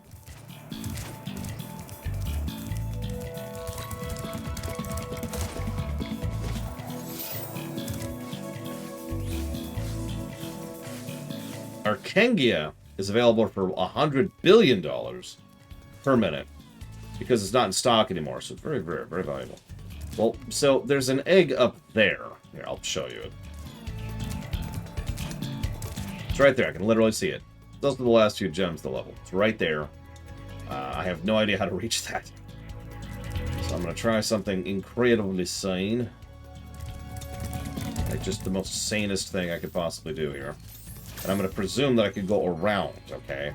Thank you, Mr. Red God. I don't know what I would do without you, Mr. Red. Your guidance and aspirations are...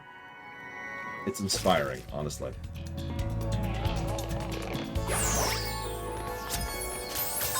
And that's 100%.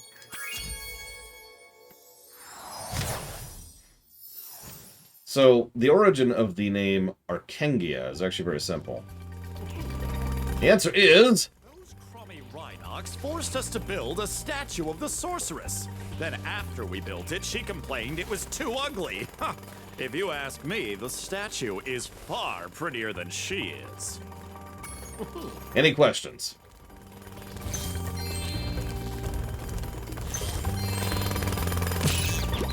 Okay.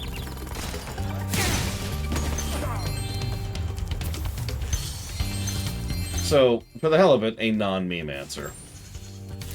Archie and Gaia is a portmanteau, however you pronounce that, of 3 separate Greek words, which I'm not going to bore you with right now because it doesn't matter. It was designed for a character in a story which I actually have technically retconned out of existence at this point, but I do plan to do a new version of that story at some point or another. Now, when I was going to originally set up my YouTube account back in the yay olden days of YouTube, you know, back when YouTube was first starting, I used to have a habit when it comes to naming things, a habit I got out of MMOs specifically, and that was coming up with an extremely unique way to do names so that those names would never be taken, because I fell victim to the same thing that every other person who grew up in the 90s did. You try to go make a name like Sephiroth, or a username like Gades, and it would be taken. Because it's always taken. Any name you want is already taken. Pretty much guaranteed. Now, some people would do the Sephiroth 1137, or 53R... I don't know. You get the point. Do the lead speak thing. I didn't like that. So instead, I came up with methods of trying to do, you know, my own unique takes on names. Hence Archie and Gaia. So when YouTube started to exist, because the name Archie and Gaia goes back to YouTube, and by YouTube I mean high school, I just went ahead and used that because I knew the name wasn't going to be taken, and lo and behold, it wasn't taken. By total coincidence, years later, like I think 6 or 7 years later, I happened to get a brand new laptop for work, and I didn't intend for it to have a built-in webcam. It just happened to have a built-in webcam. And a friend of mine, Gary, and I were doing this little short series called What to Pay. And the idea was we were trying to review games based on what we felt they were worth in literal finances, right? So I was sitting down and doing a couple of those, and I did a random... in order to post that video, I had to have a login. So I just did it on my pre-existing YouTube account, because what else would I use? So if you're paying any kind of attention, the big epic story behind Archie and Gaia is total coincidence. It's one of the reasons, not the biggest reason, but one of the reasons I decided to just axe that relatively early on in my show's career, because that was never my name, it was never the show's name, and it never had anything to do with anything.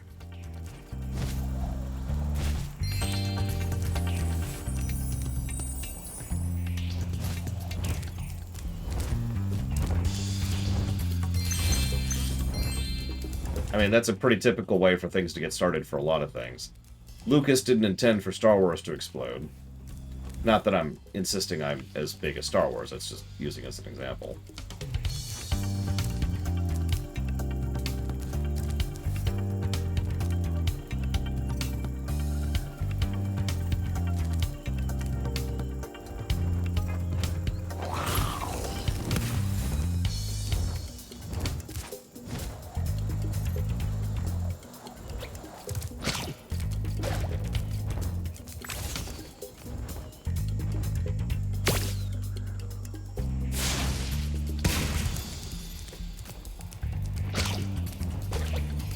Hey, everyone's told me they don't mind the highlight reel being long.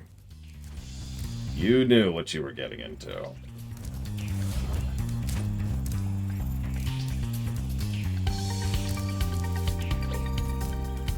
No, I did not, Nemesis. It was the worst book I've ever read in the history of the ever.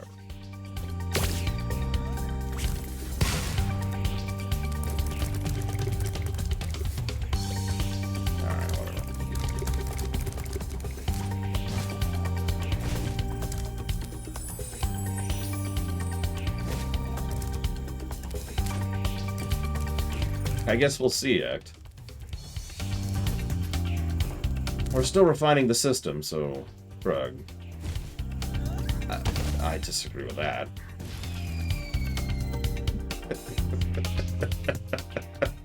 Damn it, Sharon Toffee. Okay, in all honesty, so let me give you a more real answer, Nemesis. I didn't like the Bane books, but if you asked me why, I would have a harder time answering that. I think it boils down to the fact that I didn't like the subject matter, and I didn't like the writing style, and I didn't like Bane, and I didn't like What's-Her-Face. So it's kind of a cavalcade of not my thing, you know? Hard to get into a book that's pretty much the whole thing is, why am I reading this? Really, dude? You're just gonna... Okay. I can't even think of her name. Zeon? Come on, dude! Second time he's done that.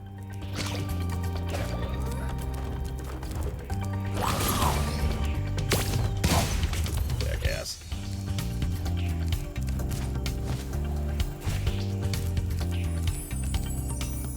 Darth Bane, act.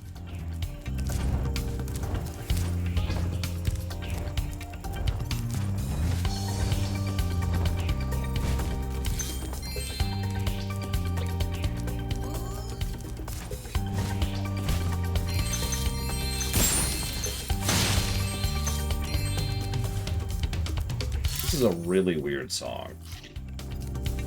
Anyone else getting that vibe? Just weird music playing here.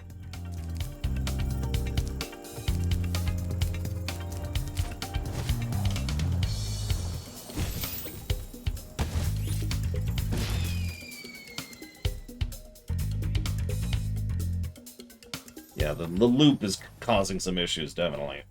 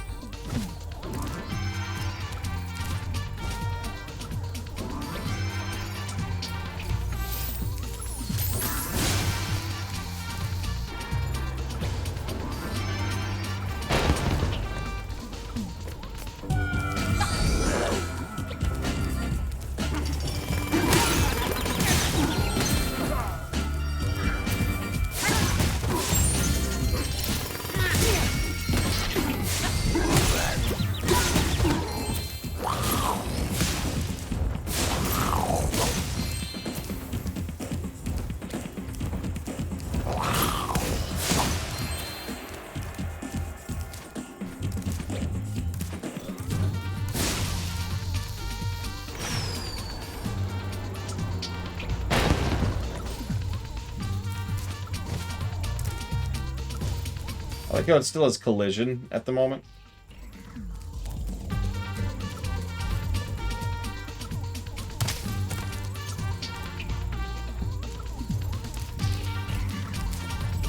Oh god, bagpipes plus jazz. That's probably a real thing somewhere.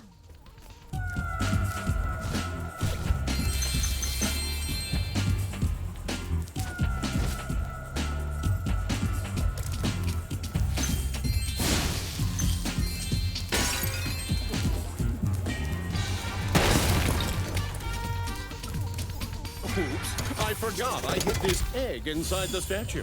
I hope the explosion didn't hard boil it.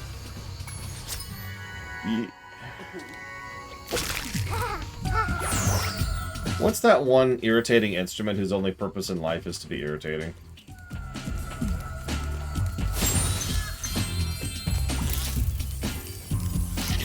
Vuvuzela, that's the one. Imagine... Just picture it. Just picture it.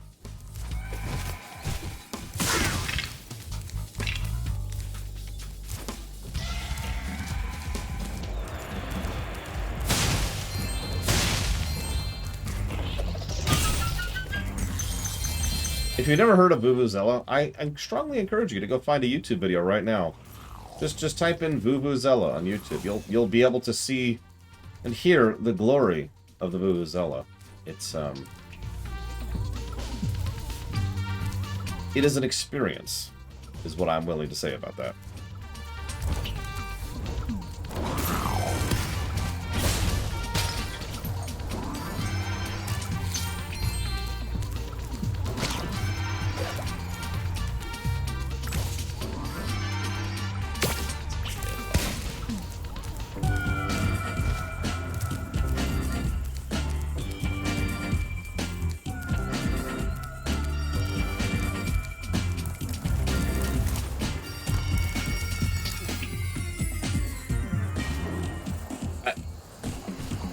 No! No!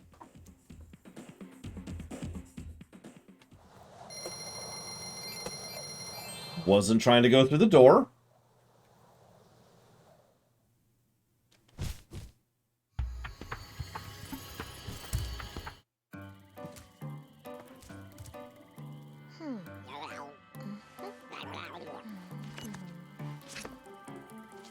Fi-fo, fee-fo-fum!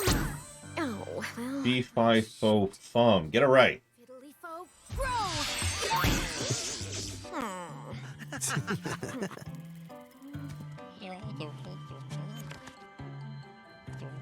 Gabling-gablo-gabun!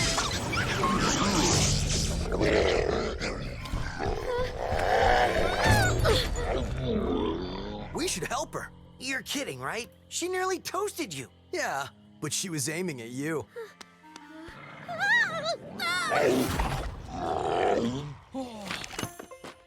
That's it.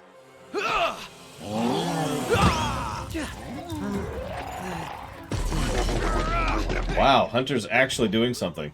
Who knew the power of boners was so strong? Jesus.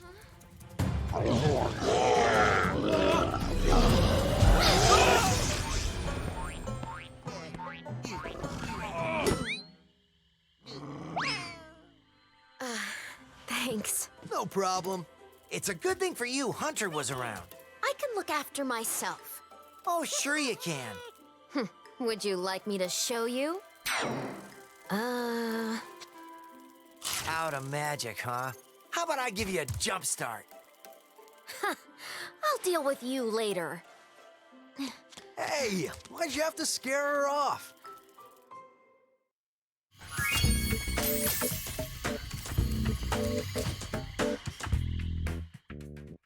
Well, he's our best friend, obviously, Dark Day. So yes, he's the useless sidekick. Oh my god.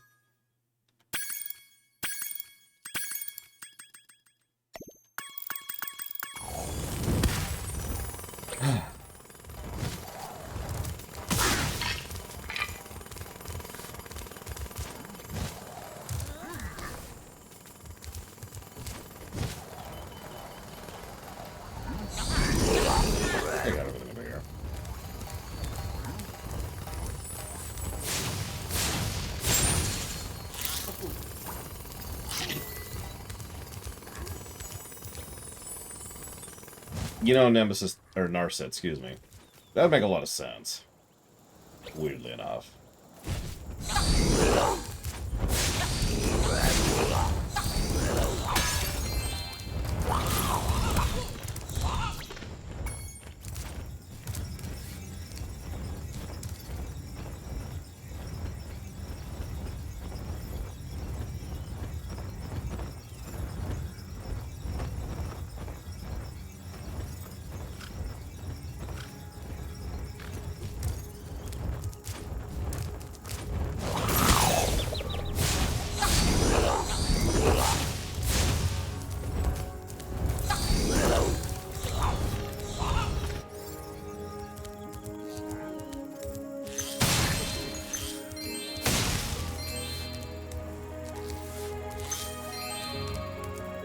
I was playing catch with my pet wolf, Farley, but I accidentally threw his ball down this hole, and he went in after it.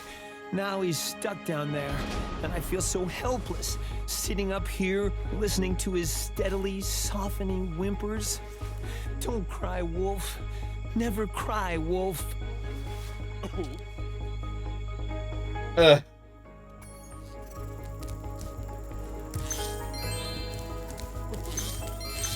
Hi, Wolf.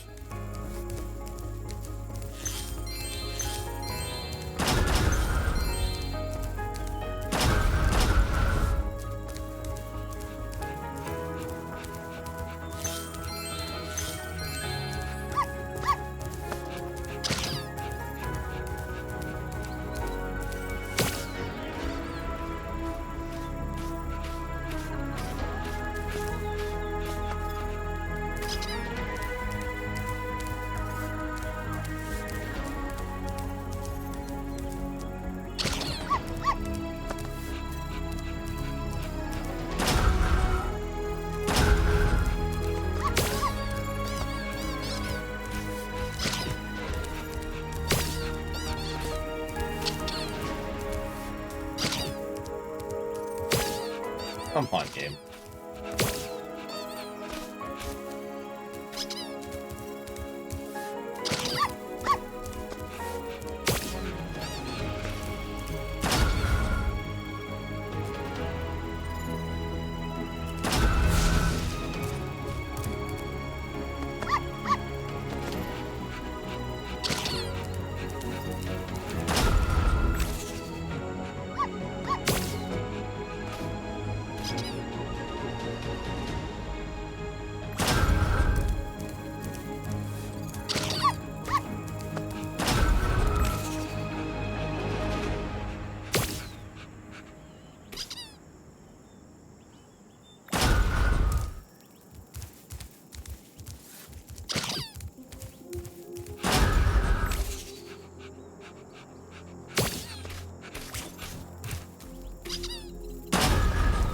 Oh, sure. Now he actually adheres to something.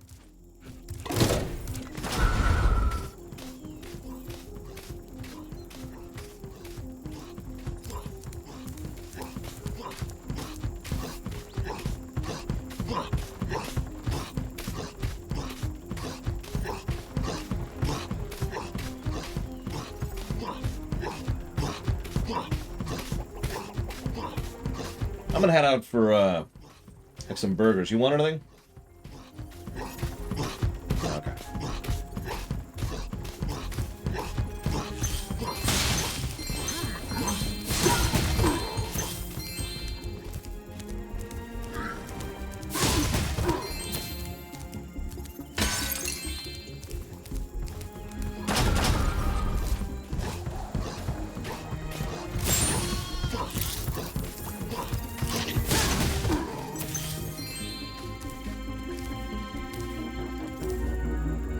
That's...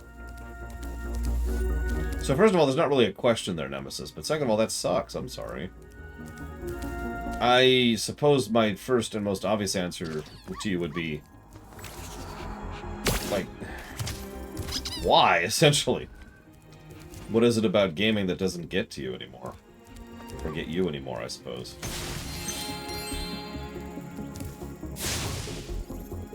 Good night, Linnea Ruth.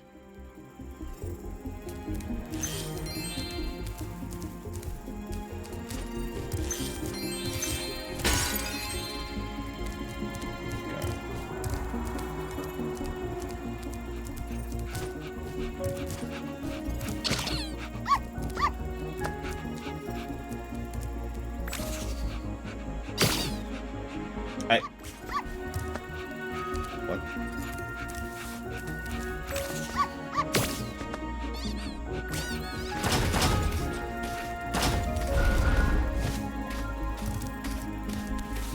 Of course, Trinket. I mean, I don't know why you're thanking me. You're the one who did it. You're the one who was like, behold.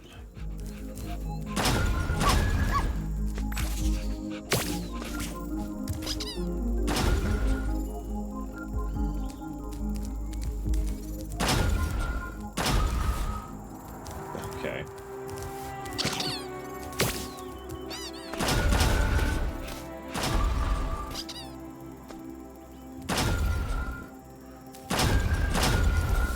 And thus he was lost forever. The end. I don't mean to sound negative, but I don't agree at all that the quality of games has fallen off. I think it's... So, my take on that. I think the biggest problem we're running into is that people are more aware of games and what games are available and, you know, just that whole general process than they used to be. You remember... Oh, you son of a... bad dog. You remember back in the day when your awareness of games... Jesus Christ, talk, Lord, just talk. Remember back in the day when your awareness of games came from what other kids said on the playground? Or maybe one magazine? Or just going to the rental store and perusing? Nowadays, there are hundreds of games made daily of just about any genre or variety you can think of, right? There is a huge glut of games nowadays. Now, I don't say that it's a negative thing. Quite the contrary, actually. It's just that I think part of the problem is there are so many games that people tend to think that the quality of games has come down, when honestly, I think it's more just we're aware of more games. We are seeing more of the pie. The percentage of good quality games has never really changed. You know? Games have sucked back in the 70s, and the 80s, and the 90s, and so forth, and so on. Games have sucked since forever. That's nothing new. And so, we are now aware of a larger piece of the pie, and therefore are seeing what seems like more, when in fact it's just the same we've always been dealing with.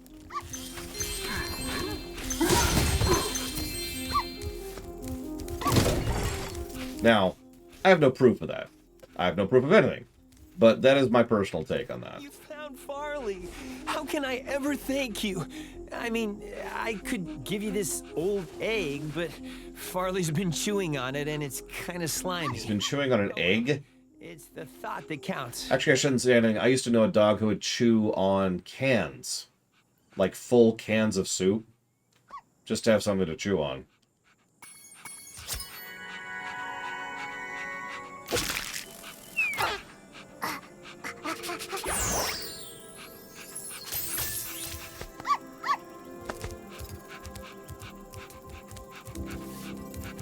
Yeah, I don't know, Braylon.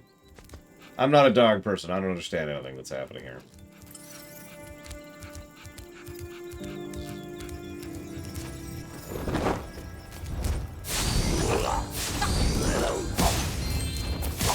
All that being said, I do lament the fact that video games have become more of an industry.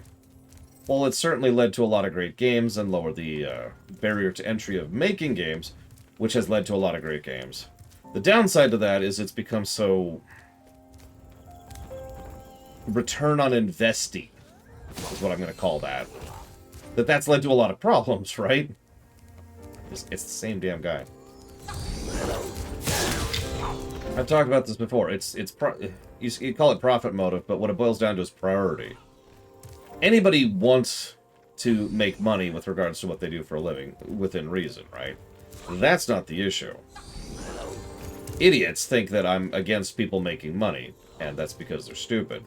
No, what I'm against is when making money is your top priority over everything else you do.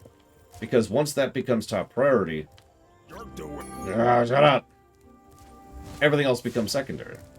Everything else is acceptable to lose in order to make more money. And yeah, that's exactly how we get things like Mobage. That is directly where Mobage comes from. Maximizing profit at the cost of everything else. Something not a lot of people understand about how the priority list works. Let's say I have two priorities. Let's just make this really, really simple. I would like to make money, and I would like to make a good game. Now, if I put money over the game, that doesn't mean making the game good isn't a priority, and vice versa. Priority comes from a programming term, which I don't actually know because I'm too stupid to know real things. But the idea is, the purpose of the priority list is not, this is more important, it's, when these two things come into conflict, this is more important. I know that's a small distinction, but it is critical for helping to understand why some of these situations devolve the way they do. Because plenty of companies, and this still happens, but this has happened for decades, plenty of companies can still make a good game and make money, right? Because there's not a conflict between the two. So both priorities are satisfied. And you see how this kind of starts to devolve, because in certain cases people are being demanded, you need to not only make money, you need to make more money, and that's what's causing these two priorities to come into conflict, at which point the making money priority takes precedence, and we get Mobage and other garbage. How the hell? Okay.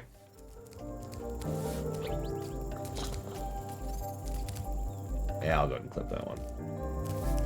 Yeah, seriously, let's just... Can we just get investment out of gaming in general? Portal. Enter the portal? What portal? That one? Didn't already... I guess I didn't do that portal yet. Alright, we'll go and do that portal. I just... don't know how this helps me, but I will go into the portal. Towers and the perimeter of the islands whenever you want me to. It's good to be back in action. Oh, we just... Got it.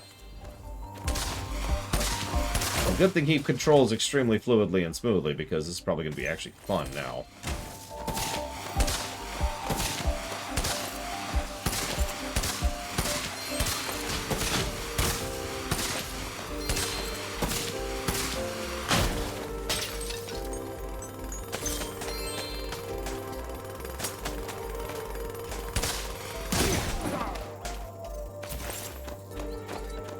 Has my analytical mind ever not allowed me to enjoy a game? So, I've heard people who have that problem. I do not. I have the exact opposite problem, if that makes any sense. I guess it's not really a problem at that point. Knowing how and why and what a game works, knowing why it is I appreciate or enjoy certain aspects of level design, or storytelling, or character, or writing, or whatever, augments my enjoyment of a work. It makes me enjoy it more. Yeah, good stuff tends to hold up to scrutiny. It's one of the reasons why I pushed so hard and so long against the idea that old games are better or worse, and new games are better or worse. It doesn't matter. Good games are better. And so I'll look at a game and, analyze it, or look at a movie, for example, and that movie, if it holds up, frickety holds up, right? When I did the so-called classic block on the movie ruminations, like 3 years ago, I want to say? I forget when they actually went live, but I recorded this quite a while ago. I think it might actually have been 4 years ago now. When I was going through, like, Aliens, for example, or the original Back to the Future, or whatever, those films still hold up because they're still good, right? Analyzing them just makes them better. Now, I know this doesn't help you. So what I'm going to have to do is... I have no idea what. How... I don't know. I guess the question that would immediately jump into my head is, why does it matter if you are immersed in the game or not? But at the same time, that's a stupid question, because I understand exactly why immersion is so important. I spent 20 minutes during the Secret of the Stars video discussing why immersion is so important. It was why we discussed, it's when we discussed why brickwork is such a valuable thing, and why games get story positives for brickwork.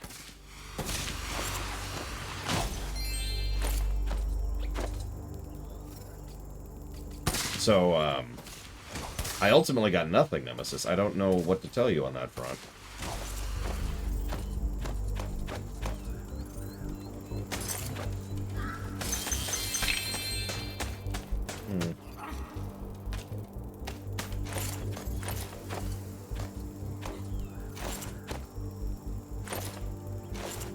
Well, no, it's... I think I get where you're coming from, really. I don't know what to do about it. For me, so let me use a direct example. And this obviously doesn't help you at all. I'm just going to talk it out, and who knows, maybe it'll help in some way. If I'm playing a game like this, I don't feel like I'm playing a video game. I mean, obviously I am, but you know what I'm talking about, right? There is a level of immersion. There is a degree of design and thought that goes into the lighting and the grass, which is contrasting against the nice ambers here. You can see how the grass can look, it's yellow over here. We got the bricks, nice variety to them. You know, this looks like a place, is what I'm trying to say. A fantastical fairy level place, or fairy tale place, but still a place. It doesn't look like a video game to me. And so there's that immersion factor. That's the all-important brickwork that I talk about so often. So I look around and I'm like, yes, awesome. And so I get right into it. I get that believability vibe. Not realism, big difference, but believability. Something that feels just like a video game.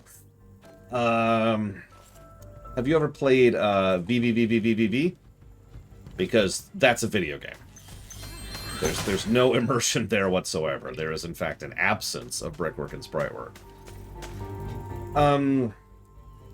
Honestly, if I ask you to just Google that, that's probably going to help more than anything else. 1, 2, 3, 4, 5, 6. I think it's 6 Vs.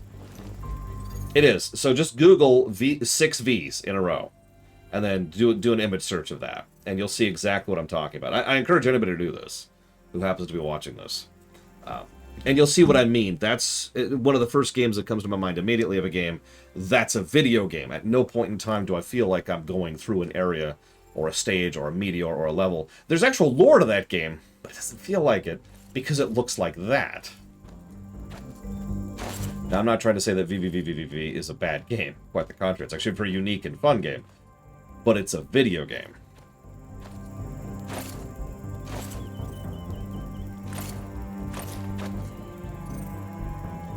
Yeah, it's... As I am fond of saying, even Super Mario Brothers, the original, has brickwork. In many ways pioneered the very concept, actually. Another example of a video game, anything on the Atari. They hadn't really thought of the concept yet in many cases. What are you doing? So it just there was nothing there. You were playing against a black screen and you were a cube. Or if you were really lucky, you were a line, and that was it, right? Yeah, I know it's strange, but I don't actually feel like I'm playing E.T. when I'm playing E.T. And that's one of the reasons why I have to distinguish that, because it's actually more rare than you'd think to come up with a video game. It's usually the purview of very old games, like 70s range, or indie titles which, for one reason or another, either went with that shtick deliberately, or were locked into that shtick because it was all they could do. You know, some people... It's the choice of thing all over again, right? You don't really necessarily want your game to look like that, but we don't all have the AAA budget, right? And yeah, the ASCII stuff, all the ASCII stuff. Anybody who's ever played any of those games. The original Ultima, Alakabeth, for example. Or the original Rogue, or even NetHack, to use another example. Or Dwarf Fortress until recently. Those games are all video games.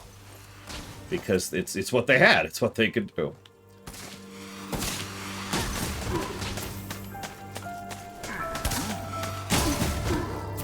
Anyways, thank you for coming to my TED Talk. That's going to be a big clip. Thank you, Dark Day. Very appreciate. I will jot that down. By which I mean Hogwarts, right? Just reminding me here. Or is this another game? Hang on. Actually, I've got a lot of dealer's choice from you. Like a lot of dealer's choice. Like tons of dealer's choice. All the dealer's choice. Have you ever donated towards not dealer's choice? Holy crap. There's a lot of dealer's choice here.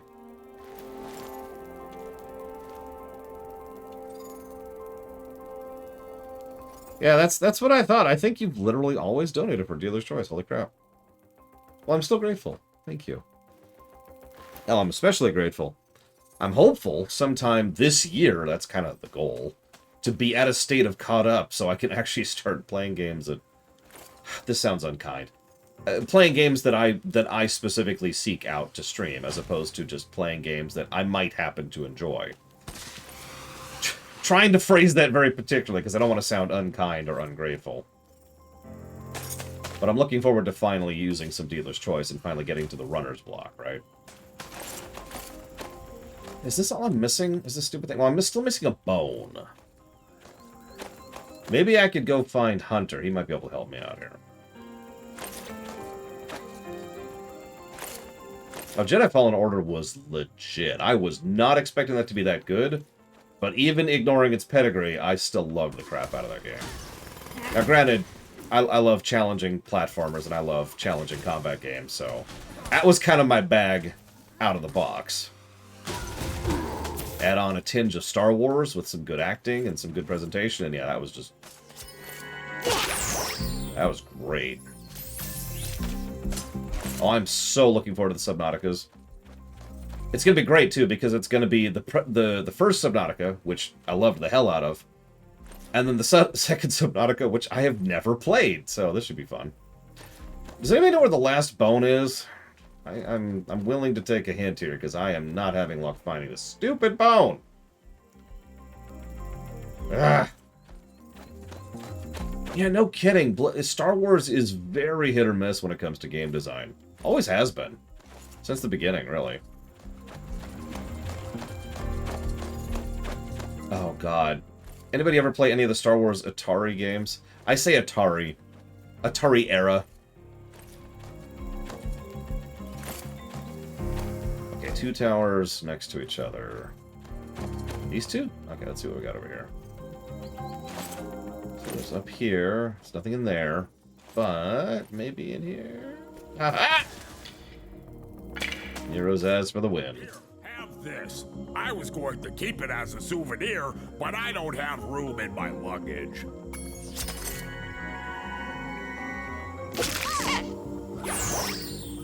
My friend is feeling much better now. Oh no, he started his bone dance again. And we're not sticking around for it. Yeah, we've seen enough. Nope, we're good. We're good. We're good. Thank God we muted the music.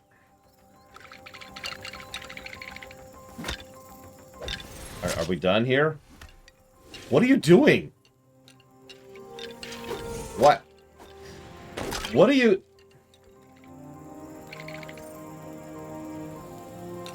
I just noticed he has stitches. Look, he's got, or like staple bolts on his skull, keeping his skull together. Listen, I am damn good at the truffle shuffle, thank you very much. I mean, the shepherd shuffle, excuse me. I'm good at both of them. He's getting TikTok views, yeah. So I need to do skating and a lot of jams. Oh my god.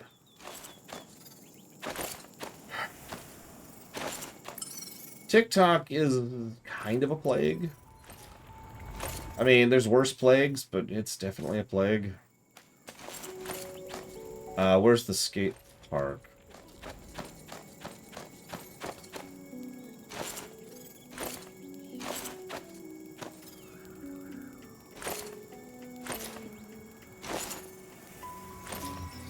I'm ready to patrol the tower. I'll be here when...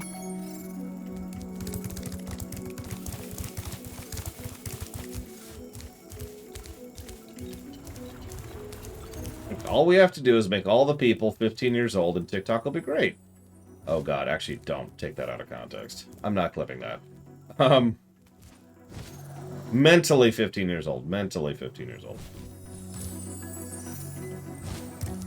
Which is, I mean, that's kind of where we're already at. I mean, how old is Elon Musk again? Mentally?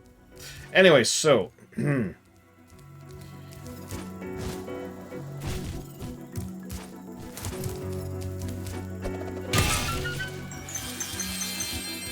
we go. Okay, got that.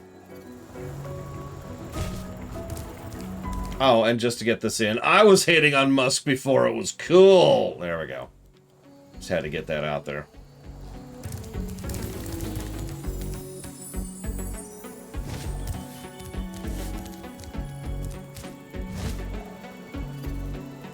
Now, it shouldn't be that long, act. I can go check in a second, but I admittedly don't have it up because I was checking a donation earlier. So, I keep forgetting I can just leave it up now because Zalok helped us with that. What do we got here? What do we got here?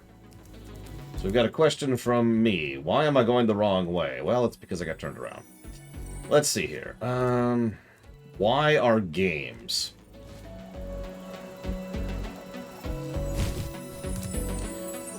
Let's see. What about Laura Bailey?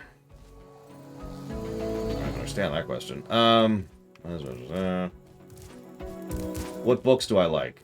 Actually, I don't think Evo's here, but even if she was, I don't read books. I'm a cool person. Books of the devil and television twice as fast. Okay, so maybe the terrible music has stopped. Let's go find out here.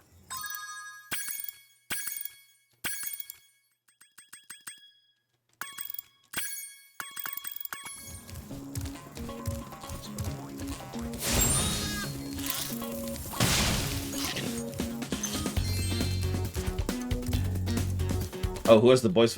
I wouldn't put Laura Bailey in the top 10 voice acting. Probably not even the top 20. There's a lot of really good voice actors. That goes back to the inches amongst miles things.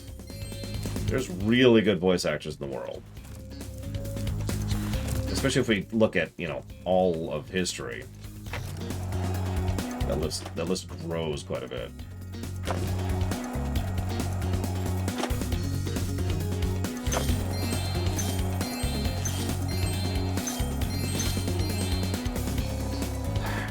But I suppose I should give Evo an actual answer.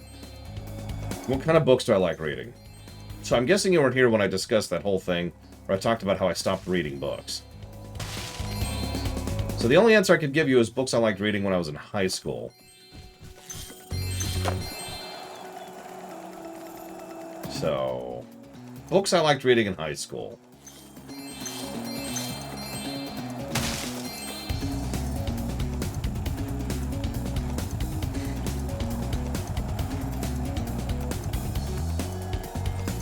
Were you really not there for that, Evo? Oh, wow, okay. I'll give you the short version. So, I read a bunch. Most of it was stuff I would either get at the library or were already owned by my mother. So, by natural default, I tended to read a lot of things that my mother was into. It's one of the reasons I was able to read... I don't even know what that means off the top of my head, act. One of the reasons I was able to read the entirety of the Pern series, for example. So she was rather into Anne McCaffrey. But I read and I read and I read and I read. Now, reading was cool, but it was always inferior to video games. So, one day, I had horrific stuff happen to me.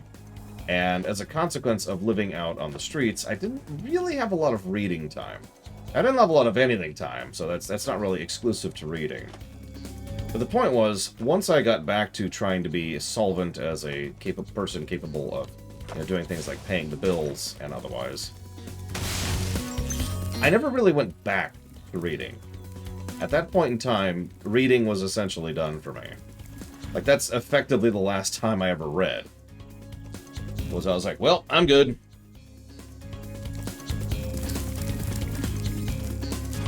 Now, if you want more of a reason why, I don't really have much of an answer for that. You might say time, but I read extraordinarily fast. That's not a brag. That is a statement of fact. So, time isn't really all that much of a factor simply because of the fact that I could smash through a book in a few hours.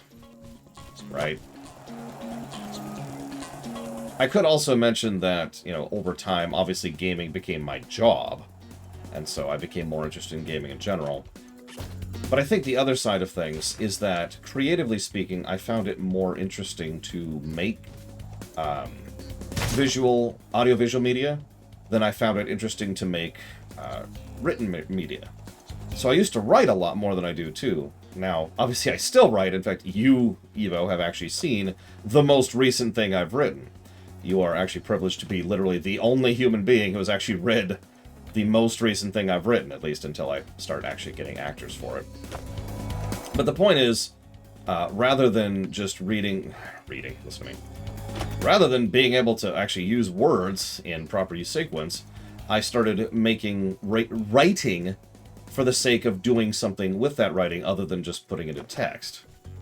Maybe it was for a show, maybe it was for a movie, maybe it was for a book, or maybe it was for a game, excuse me. Everything but books, basically. I just lost interest in writing just for writing's sake, if that makes any kind of sense. My sister and I actually had a discussion about this not too long ago, actually. That's not even close to what I wanted, but okay, sure.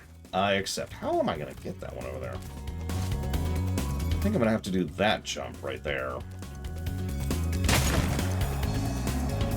Let's see if we can manage that. I'm stumbling over my words because I'm an idiot, but the point is, somewhere along the line, I just lost interest in writing books, and I wanted to write shows and movies and games instead. So I did. And that's really it. That's the big secret. You can call it such a thing. Did I get it? I think I got it. It says I didn't get it, which means it's just hovering there in the air somewhere.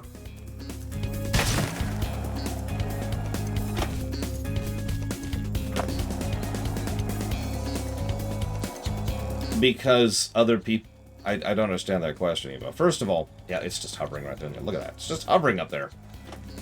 First of all, because obviously that's going to go into audiobook format eventually, Evo. Second of all, because other people expressed an interest in doing it. And third of all, because I'm terrible.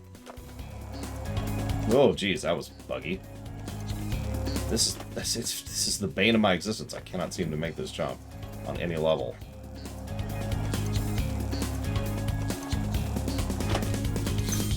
Thank you. Because it's a good way to get into writing. And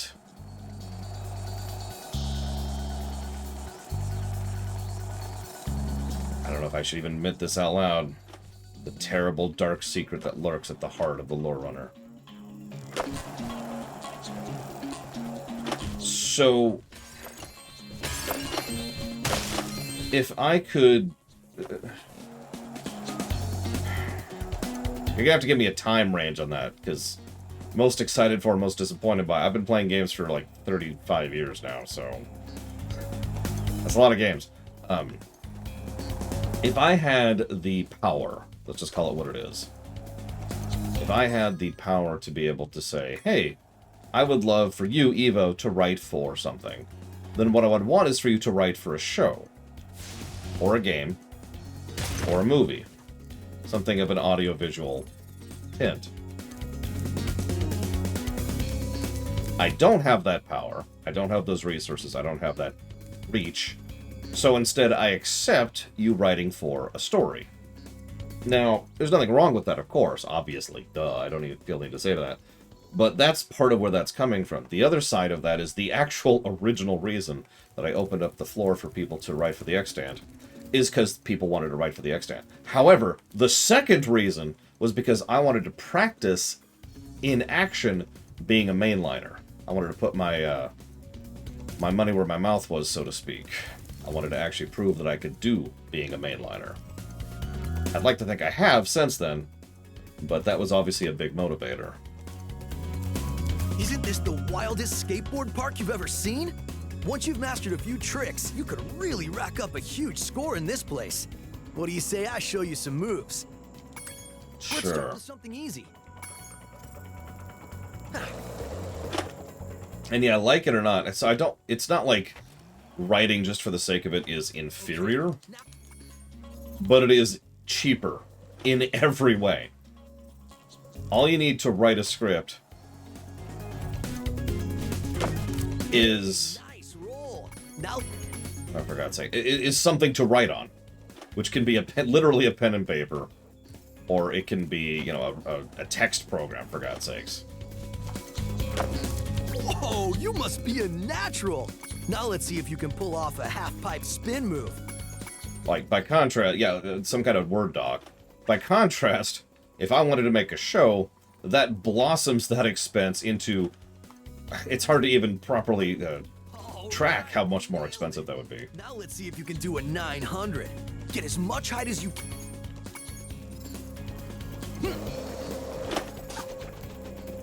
Hell, you don't even need software nowadays. You can just use a Google Doc.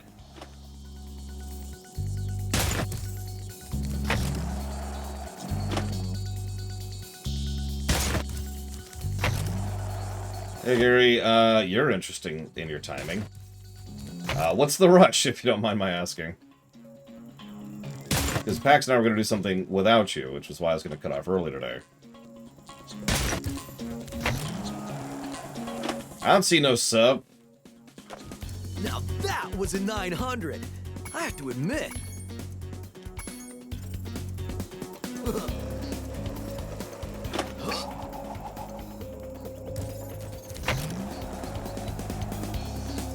Adam believes you. Lying to me.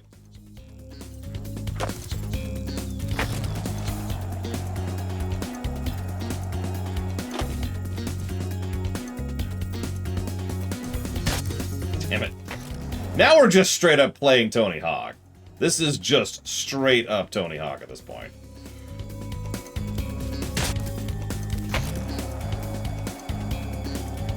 Correct, Dark Day. I've completed a couple of things in my day. But the closest thing to a true novel I finished once, A, isn't really publishable, and B, someone else stole and tried to make it theirs, so that sucks. Wow, you learn really fast. Well, then again, you are being trained by a master boarder. Speaking of which, I was just practicing this nearly impossible Tony Dragon move that I call the nasty Nork. I had just about pulled it off when suddenly I ran smack into this dragon egg and wiped out. Okay, I made that up, but you can still have this egg. Correct, Mr. Red. I have no plans on publishing with the extant, no. Now, that's just the straight works. Obviously, someday it'd be nice to actually make shows and games and movies based on the extant, but that's gonna happen after I take over the world. You gotta take over the world first. Obviously.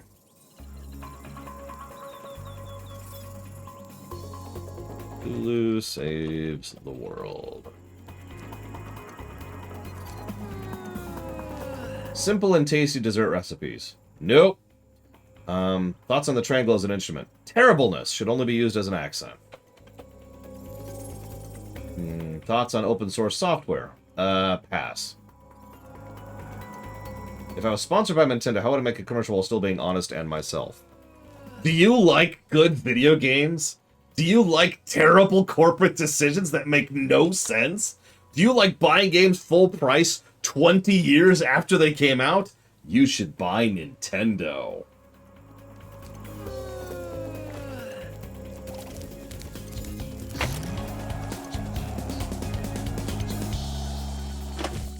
It's just going to take too long to get into it, Act. And honestly, at this point, I'm so far behind, I don't think I even have the ability to have a good opinion on it anymore.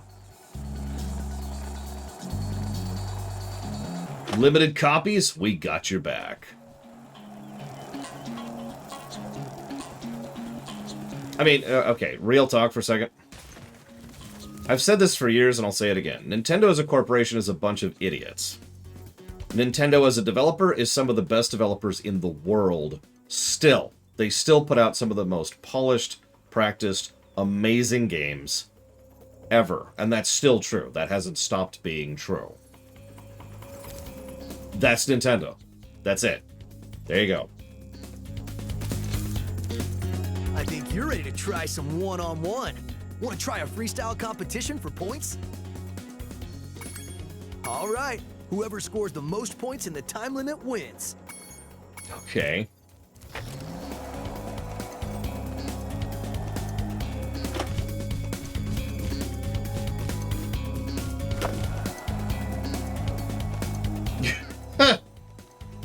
and I win.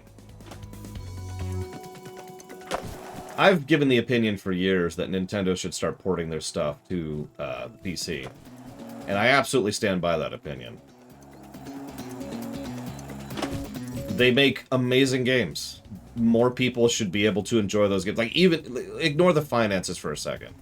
Just from a people enjoying life perspective, I wish more people could enjoy Nintendo games. Because they are amazing. That's it. That's it. That's the extent of the mentality there. I don't have anything else to add, really. Now, that's ignoring the fact that they would make buku bucks if they started porting things like Breath of the Wild, or Animal Crossing, or Mario Odyssey, or any of their big names to the PC.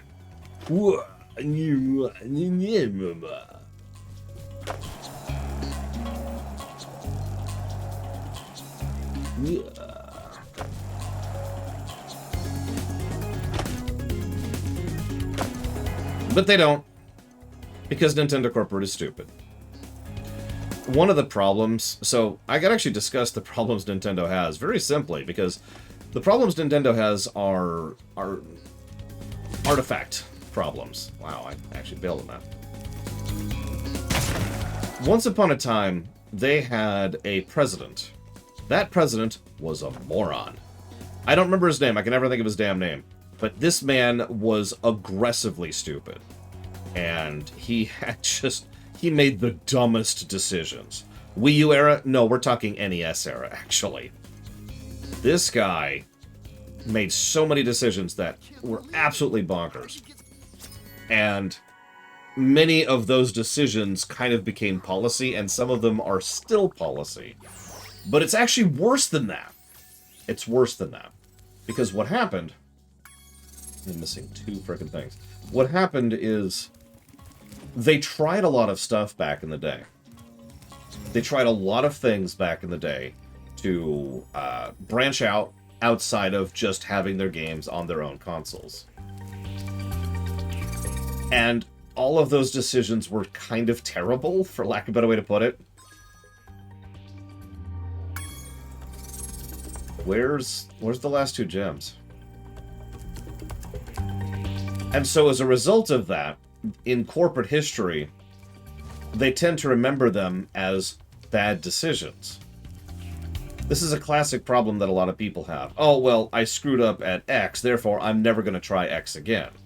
As opposed to, I screwed up at X, I need to try a different tactic, or I need to try and do better. Now, I get it. Sometimes you do need to cut your losses, and sometimes you need to not do things, but it frustrates me how much a lot of organizations, nationally and corporately, tend to look at things and say, well, we tried X, and it failed. So, we're never going to do that again.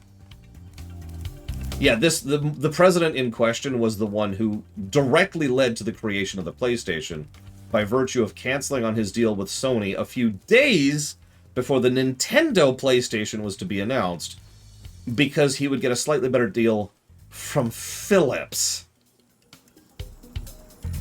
And if any of you right now just thought, who? Or, what does Philips have to do with gaming?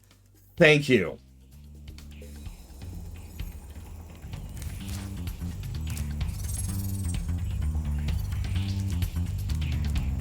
Anyways, that's my point overall, though, is Nintendo still has a lot of baggage, artifact baggage, with regards to terrible decisions that were made that became, canonized policy, or terrible decisions that were made, which means they tend to not try things again.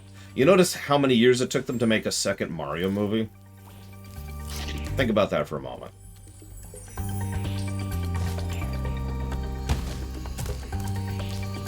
Okay, so I'm going to leave, because I'm missing 2 gems. I'm not sure what's going on with it.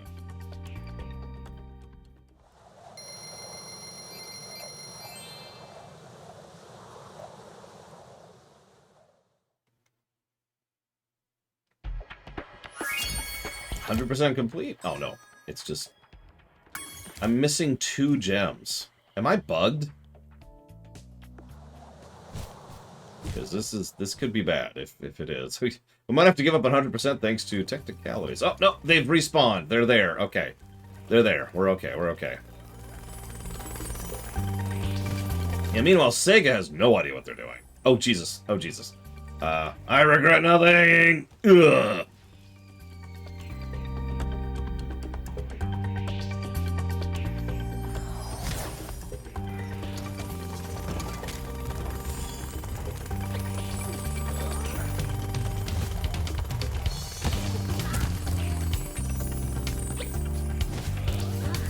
What's funny is the more I learn about Sega, the more I realize just how much they shot themselves in the foot constantly across their history.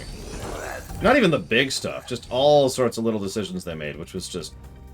Ah, that's what happened. Okay. There we go. Should be it. Yep, 100%. Okay.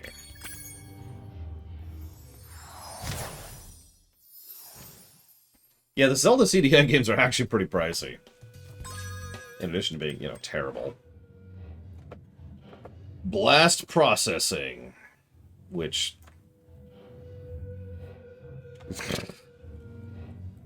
What I am most amused by is that once upon a time, Sega thought they could muscle in on the console market and beat Nintendo.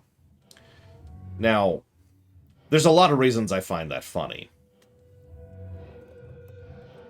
But even back in the day, that was never happening. The Genesis and the 3DX and the Master System and whatever other consoles they had at the time were never going to compete with the SNES on the level of the SNES. And they never did. They lost that so hard.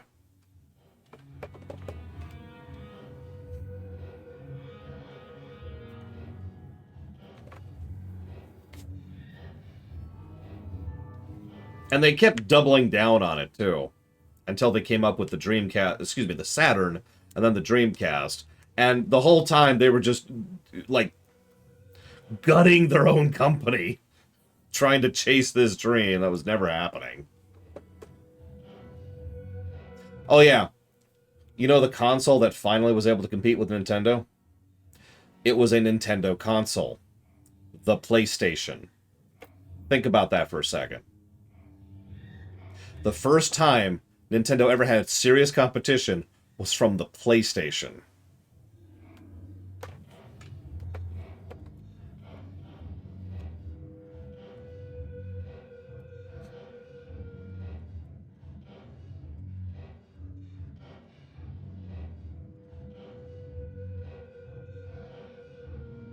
The Xbox is kind of a weird one, because by all accounts the Xbox should have failed hard. And it didn't. It's really strange. Like, if you look at the history of the creation of the Xbox, it's like, oh yeah, sure, that's going to go somewhere. And it's still here. And it's strange, and it's weird. I got nothing on that one. They made a deal with the devil to get the Xbox into the market.